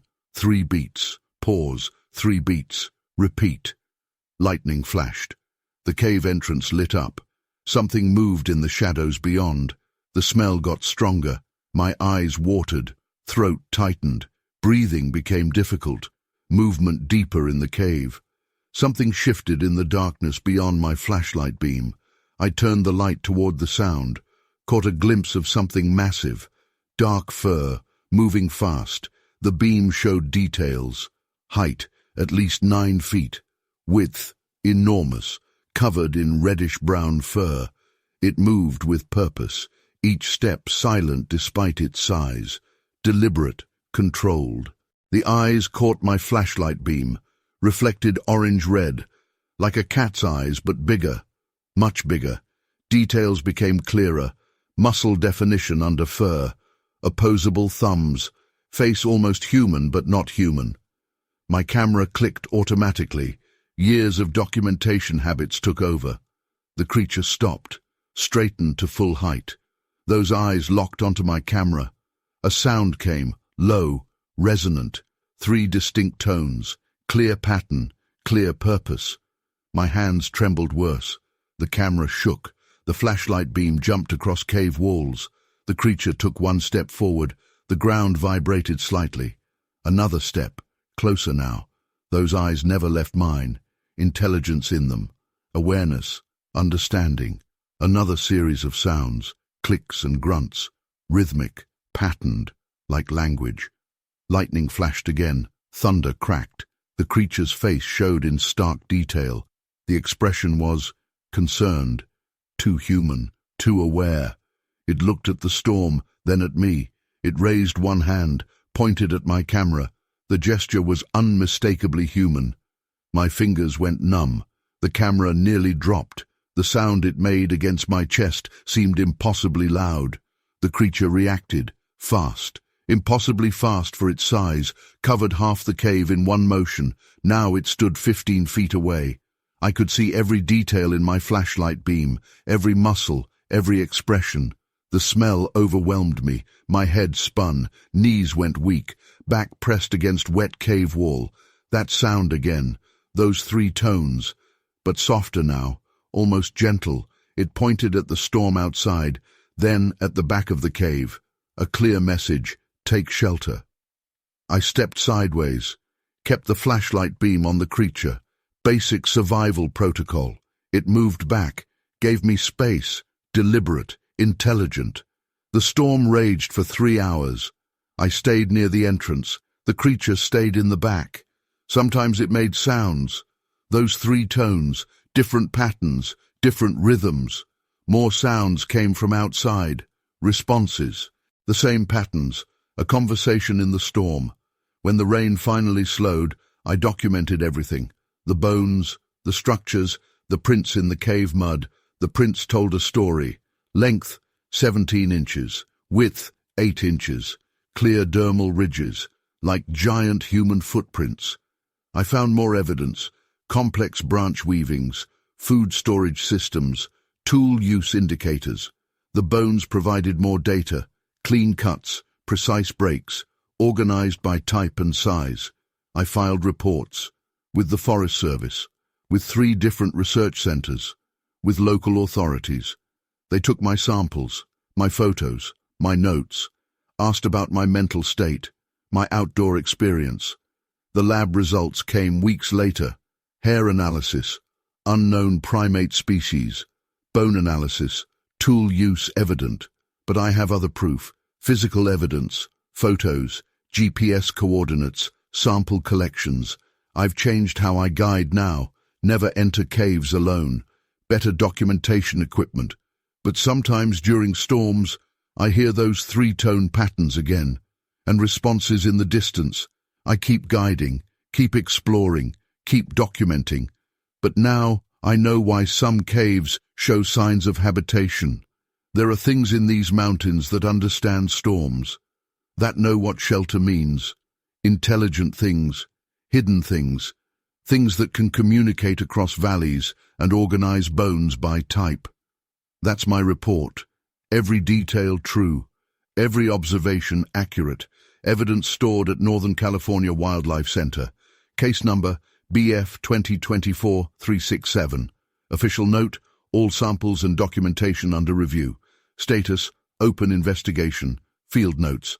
Addendum, storm duration, 3 hours 15 minutes, lightning strikes, numerous, thunder intervals, continuous, cave temperature, 52 degree lounge, cave humidity, 85%, multiple hair samples collected, complete print cast series obtained, photos show evidence of interference, audio recordings, partially corrupted, no equipment malfunction noted, professional experience, 14 years.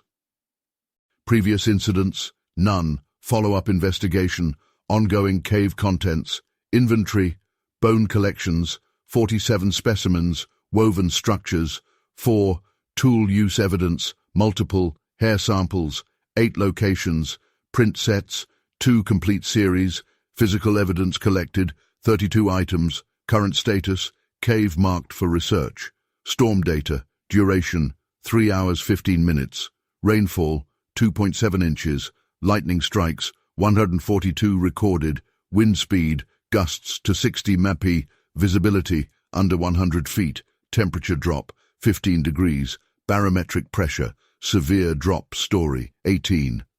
I've been a tribal guardian for 15 years. I patrol our reservation borders, protect our sacred sites, and maintain our traditional lands. But what I found in that cave last winter wasn't part of my normal duties. I'm Dakota White Eagle, and this is what happened during my patrol of our ancestral grounds. It was January 15th, 2023. Temperature 28 degrees. Light snow on the ground. I was checking a series of caves that contain ancient pictographs. These are sacred sites, part of our tribal history. My job is to protect them. My gear was minimal. Flashlight, digital camera, notebook, basic supplies. I knew these caves like my own home, had been monitoring them since I became a guardian, knew every painting, every marking, every normal feature. The first sign something was different came at the main cave entrance. Fresh tracks in the snow, big ones. I measured them immediately. Length, 17.5 inches. Width, 8.3 inches. 5 toes. Clear dermal ridges in the patches of mud between snow. Not human tracks, not animal tracks. The stride length between prints was 6.4 feet, a clear bipedal gait pattern. The depth of the prints in the frozen ground suggested weight over 800 pounds. The tracks led directly into the cave. Fresh tracks, made within the last hour. I smelled it before I entered the cave, a strong musky odor, like wet animal fur but different, more powerful, more distinct. It made my nose burn, made my eyes water. The smell got stronger as I approached the cave entrance. My flashlight showed more tracks inside, perfect prints in the cave dust. Same size, same pattern, but there was something else, something that made my hands shake, made my heart pound against my ribs. New pictographs, fresh ones. The paint was still wet, made with the same red ochre and charcoal our ancestors used. But these weren't human-made. The markings were too high on the walls, 12 feet up, no ladder marks, no climbing equipment. I documented everything, took photos, made measurements. The new pictographs showed knowledge of our sacred symbols. Whoever made them understood our traditional designs, our sacred patterns, but they had added something new, something different. The figures were huge, twice the size of normal pictographs. But the technique was precise, deliberate. The lines were steady, the symbols exact. Like whoever made them had studied our art, understood its meaning, respected its importance. I heard movement deeper in the cave, heavy footsteps. The sound echoed off the walls, bipedal steps, deliberate, rhythmic, moving away from my position, going deeper into the cave system. My camera stopped working, screen went black, flashlight started flickering, even my watch stopped. But I kept going, kept documenting, used my notebook, pen and paper, old school, the way my grandfather taught me. The new pictographs continued along the cave walls. Each one showed understanding of our sacred symbols. Each one added something new. The artwork was evolving, combining traditional patterns with new elements, creating something unique. The footsteps got louder, closer. My flashlight caught movement ahead. Something large moved in the darkness, something that walked upright, something that breathed with deep, powerful breaths. I saw it for just a moment, massive, covered in dark hair, not fur like a bear, more like long, matted human hair. It stood at least 9 feet tall. The shoulders were huge, the arms long, powerful. But it was the hands that caught my attention. The hands were stained with red ochre and charcoal. The fingers were huge, but surprisingly delicate. I watched as it reached up, way up, and added to another pictograph. The movement was smooth, precise, artistic. It knew I was there, had to know, but it kept working, kept adding to the sacred symbols. The new elements it added, they meant something. They connected to our traditional designs in ways that showed deep understanding. I documented everything in my notebook, drew what I saw, made measurements. My hands were shaking so bad I could barely write. Sweat froze on my face in the cold cave air, but I kept recording, kept watching. The being worked for exactly 23 minutes. I timed it. Each movement was deliberate, purposeful. It understood composition, understood balance, understood the sacred nature of what it was creating. Then it turned, looked directly at me. The eyes reflected my flashlight beam like a deer's would, but these eyes held intelligence, awareness, understanding. It made a sound, low, rhythmic, like it was trying to communicate. The smell was overwhelming now. That powerful, musky odor filled the cave, made my eyes water, made my nose burn. But I stood my ground, kept documenting, kept watching. This was something our elders had spoken of, something from our oldest stories. It moved past me toward the cave entrance, smooth movement, graceful despite its size, each step deliberate, careful not to disturb the cave floor, not to damage the ancient sites, showing respect for the sacred space. I waited until the footsteps faded, counted to 100. Then I started measuring everything, the new pictographs, the footprints, the handprints in the ochre, everything I could document before it disappeared. The artwork was incredible, complex, meaningful. It showed understanding of our tribe's most sacred symbols, but it added new elements, new patterns, new meanings that somehow felt right, like they belonged there. I found tools near the artwork, stone implements for grinding pigments, wooden tools for applying paint, not primitive tools. These were sophisticated, designed for specific purposes, made for hands much larger than human hands. The red ochre used in the paintings came from our sacred quarry, 5 miles away. The charcoal was from our traditional source, 3 miles in the other direction. This being knew our sacred places, knew our sacred materials. I reported everything to our tribal council, showed them my notebook, my drawings, my measurements. The elders weren't surprised. They nodded, told me stories, old stories, stories about the ancient ones who still walk our lands. The new pictographs disappeared 3 days later. The cave walls were clean, like they had never been painted. The footprints were gone. The tools vanished. No trace remained of what I had seen, what I had documented, but I know what I saw, know what I measured, know what I documented. The numbers don't lie. 17.5-inch footprints, 9-foot-tall beings painting 12 feet up cave walls, adding to our sacred symbols with understanding and respect. I still patrol these caves, still protect our sacred sites, but now I look for different signs. Look for fresh ochre stains on rocks. Look for new symbols hidden among the old ones. Listen for heavy footsteps in the darkness, because I know what's out there now. Know what visits our sacred caves. Know what adds to our ancient symbols. Know what respects our traditions and adds its own voice to our tribal story. The pictographs are gone. The evidence disappeared. But the measurements are in my notebook. The memories are clear in my mind.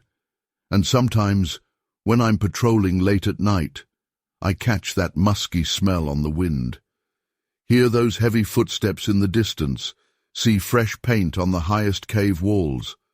I don't claim to know what they are. Don't pretend to understand their purpose.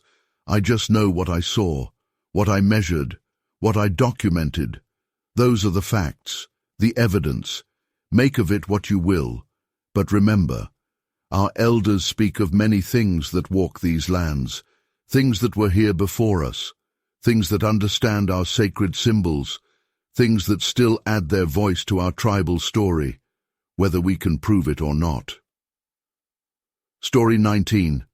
I record owl populations in Washington's Olympic National Forest. Night surveys provide the best data. That night I recorded something else, something that wasn't supposed to exist. My name is Akiko Yamamoto. I've worked as an environmental researcher for 11 years. This was a routine owl survey. Standard research protocol. Nothing unusual. Location, Olympic National Forest. Coordinates, 47 degree 42, 15.8, N 123 degree 37, 22.4 W, elevation 3,142 feet, temperature 44 degree, no moon, perfect conditions for owl activity. My equipment was basic: audio recorder, directional microphone, night vision scope, GPS unit, notebook, standard research gear. I started recording at 11:15 p.m. Northern spotted owl calls filled the forest. Normal activity patterns. Expected behavior. The first warning came at 11:45 p.m. The owls went silent. All of them. At once. The forest became dead quiet. I checked my equipment. All systems functioning. Battery levels good. But no sound. Nothing. A smell hit me then. Strong. Musky. Like wet fur, but different. Sharper. More intense. It made my eyes water. My hands started sweating inside my gloves. Heart rate increased. Every instinct said something was wrong. Movement caught my eye through the night vision scope. Something large shifted between trees, much larger than any known wildlife. I started recording immediately, pointed the directional microphone toward the movement. Research protocol overrode fear. The shape moved again, bipedal, walking upright.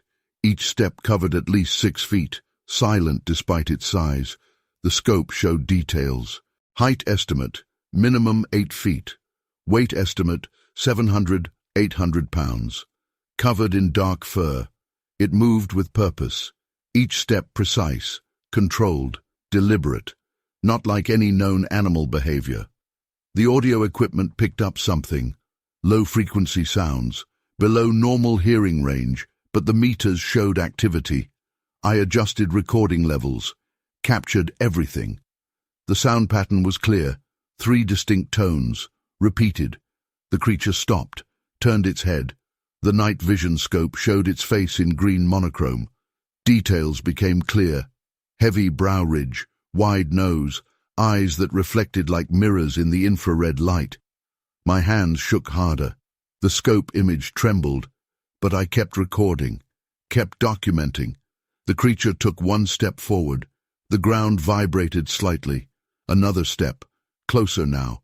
Those eyes locked onto my position. Direct eye contact through the scope. Intelligence in them. Awareness. A sound came, audible now, deep, resonant. It made my chest vibrate. 3 distinct tones. The audio meters spiked. Perfect recording. Clear pattern.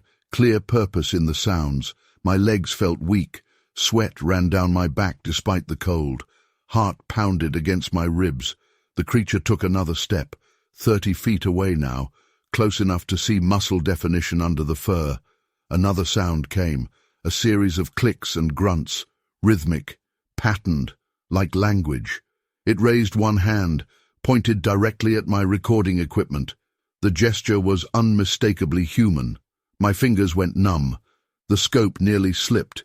Equipment clicked against my chest harness. The creature reacted, fast, impossibly fast for its size, covered 20 feet in one motion. Now it stood 10 feet away, every detail visible in the night vision, every muscle, every expression. The smell overwhelmed me, my head spun, knees buckled, back pressed against a tree trunk. That sound again, those 3 tones, but different now, almost warning. Its face showed curiosity. The expression was too human, too aware. It reached toward my equipment, slowly, deliberately, hand extended. I stepped sideways, kept the scope up, kept recording. Science training wouldn't let me stop. The creature stopped moving, cocked its head. The gesture eerily human. More sounds came, complex patterns now, different tones, different rhythms. Responses echoed from the forest, same patterns, different directions. A conversation. The audio equipment captured everything. Perfect recordings, clear patterns. The creature turned its head toward each response, listened, responded, communicated. My scope showed more movement in the trees, more shapes, more eyes reflecting infrared. The first creature raised its hand again, pointed at my equipment. Then, at the forest edge. The message was clear, leave. I took one step back, then another, kept recording, kept the scope up. The creature nodded, actually nodded, a human gesture, an acknowledgement. Then it turned, walked away. No hurry, no aggression, just long, powerful strides into the forest. I stood there for 30 minutes, maybe longer. My legs wouldn't stop shaking. When I could move again, I documented everything. Ground impressions, hair samples, broken branches. The prints told their own story. Length, 16 inches. Width, 7.5 inches. Clear dermal ridges like human fingerprints. The audio recordings provided more data. Complex sound patterns, multiple voices, clear communication. I found more evidence in the area. Bent trees, woven branches, signs of intelligent manipulation. The recordings showed something else. Infrasound components, below human hearing, complex patterns. I filed reports with the Forest Service, with 3 different research centers, with sound analysis labs. They took my recordings, my samples, my notes, asked about my mental state, my research history. The lab results came back weeks later. Sound analysis, unknown biological source. Hair analysis, unknown primate species. The recordings showed something, until they didn't. Key sections corrupted, digital artifacts at crucial moments. But I have other proof, physical evidence, the prints, the hair samples, the broken branches. I've changed how I work now, never alone, better equipment, multiple backup systems. But sometimes during night surveys, I hear those 3 tones again, and the owls go silent. I keep researching, keep recording, keep collecting data, because that's what scientists do. But I know now why some recordings fail, why some equipment malfunctions, why some data disappears. There are things in these forests that understand technology, that know what documentation means, intelligent things, hidden things, things that can communicate across valleys and manipulate sound. That's my report. Every detail accurate, every observation true. Evidence stored at University of Washington Biology Department. Case number BF 2024-583. Official note, all recordings and documentation under review. Status, open investigation, field notes. Addendum, temperature constant, 44 degrees. Wind speed, 0-3 mph. Cloud cover, 100%. Visibility, 200 feet. Night vision. Equipment function verified. Multiple audio recordings obtained. Complete sound spectrum analysis. Hair samples collected. Print casts made. No equipment malfunction noted. Professional experience 11 years. Previous incidents none. Investigation. Ongoing audio analysis. Data, frequency range, 10/8, 20 kHz. Infrasound components present. Multiple voice patterns identified. Communication structure evident. Pattern repetition confirmed. Digital artifacts unexplained. Background noise minimal. Recording quality excellent. Equipment verification complete. Current status under analysis. Story 20. Professional climbing is about preparation and observation. Every detail matters. Every movement is calculated. But what I found on that mountain ledge last fall wasn't in any climbing guide. I'm Freya Larson, and this is what I discovered while scaling a remote face in the Cascade Range. October 3rd, 2023. Weather conditions perfect. Temperature 48 degrees. Light wind from the northwest. I was free climbing a new route on an unnamed peak. The location was 20 miles from the nearest road. Pure wilderness. My gear was standard alpine climbing equipment, ropes, carabiners, protection gear, emergency supplies. I'd been climbing these mountains for 20 years, knew every normal hazard, every regular challenge. This climb was different. The first sign came at 800 feet up, a natural ledge that showed signs of use. Regular use. The rock was worn smooth in specific patterns, patterns that made no sense at that altitude. No other climbers had reported reaching this spot. The ledge was wide, 15 feet deep into the mountain face, covered in fresh materials. I documented everything immediately, standard procedure when finding something unusual. My hands were steady, my mind was racing. What I found wasn't random, wasn't natural. Organized piles of plants, medicinal plants. I recognized them from my wilderness training. Yarrow for bleeding, willow bark for pain, echinacea for immunity, all sorted by type, by use. The plants were fresh, recently gathered.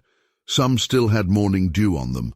All were laid out in specific patterns, grouped by medicinal properties, by potency, by seasonal availability. This was a deliberate collection. I found tools, stone implements, wood tools, not primitive. These were precisely shaped, designed for specific purposes. The handles were huge, made for hands much larger than mine. The craftsmanship was sophisticated. Then I saw the footprints in the dust on the ledge, large ones. I measured them with my climbing tape. Length, 17.6 inches, width, 8.5 inches, 5 toes, clear dermal ridges, like human prints, but massive. Fresh prints. The stride length between prints showed something huge had walked this ledge, something that moved with confidence at 800 feet above the ground. The depth of the prints in the compressed dirt suggested weight over 800 pounds. I smelled it then. A strong, musky odor, like wet animal fur but different, more powerful, more distinct. It made my nose burn, made my eyes water. Fresh smell. Whatever used this ledge had been here recently, very recently. My camera stopped working. GPS unit died. Phone went black. All electronics just failed. But I kept documenting. Used my notebook, pen and paper, old school alpine style. Drew everything I saw. Measured everything I could. The plant collection was extensive. Hundreds of different species. Many rare. Many growing only at specific altitudes, all gathered with obvious knowledge of their properties, their uses, their medical applications. I found woven bags made from plant fibers, large bags, complex weaving patterns, designed to hold specific types of plants, keep them fresh, protected. The weaving was sophisticated, like looking at professional basket work but scaled up. There were grinding stones, huge ones, worn smooth from regular use. Residue of different plants showed they were used to prepare medicines, different stones for different preparations, a complete primitive pharmacy. I heard it then. Movement on the rock face above me. Heavy movement, the sound of large hands finding holds, of massive feet securing positions. Something was climbing down, something big, something that knew these roots. My hands started shaking. Sweat broke out on my forehead despite the cold air. But I kept documenting, kept measuring, kept recording everything I could. The movement got closer, deliberate, confident. It appeared over the ledge edge, huge, dark, covered in hair, not fur like a bear, more like matted human hair but all over its body. It moved with the confidence of an experienced climber, each hold tested. Each movement sure. The being was at least 9 feet tall, the shoulders massive, the arms long and powerful, perfect for climbing. It moved onto the ledge like it had done this thousands of times. No hesitation, no fear of the height. I pressed myself against the rock wall, kept writing in my notebook, kept observing. The being moved to the plant collections, started sorting through them, adding new plants from a woven bag at its side. The movements were precise, knowledgeable. The hands were huge but surprisingly delicate. It sorted plants by type, by freshness, by potency, discarded old ones, replaced them with fresh specimens. This was a regular task, a maintained medical cache. It knew I was there, had to know, but it kept working, kept organizing. The movements showed clear purpose, clear understanding of what each plant was for, what each preparation was used for. I documented everything, the way it tested plants for freshness, the way it sorted them by type, The way it prepared some using those massive grinding stones. My hands were shaking so bad I could barely write, but I kept recording. The being worked for exactly 45 minutes. I timed it. Each movement demonstrated knowledge, experience, understanding of medicinal plants that went beyond basic herbalism. This was sophisticated medical knowledge. Then it turned, looked directly at me. The eyes showed intelligence, awareness. It made a sound, low, complex, like speech but not speech. Then it did something unexpected. It pointed to my right arm. I had cut myself earlier, small wound, nothing serious. The being reached into one of its arranged piles, selected 3 specific plants, laid them on the rock beside me. The traditional treatment for preventing infection. The exact plants our wilderness medical guide recommended. I watched it move back to the rock face. The climbing technique was perfect. Each hold tested, each movement deliberate. It climbed away with the same confidence it had shown arriving.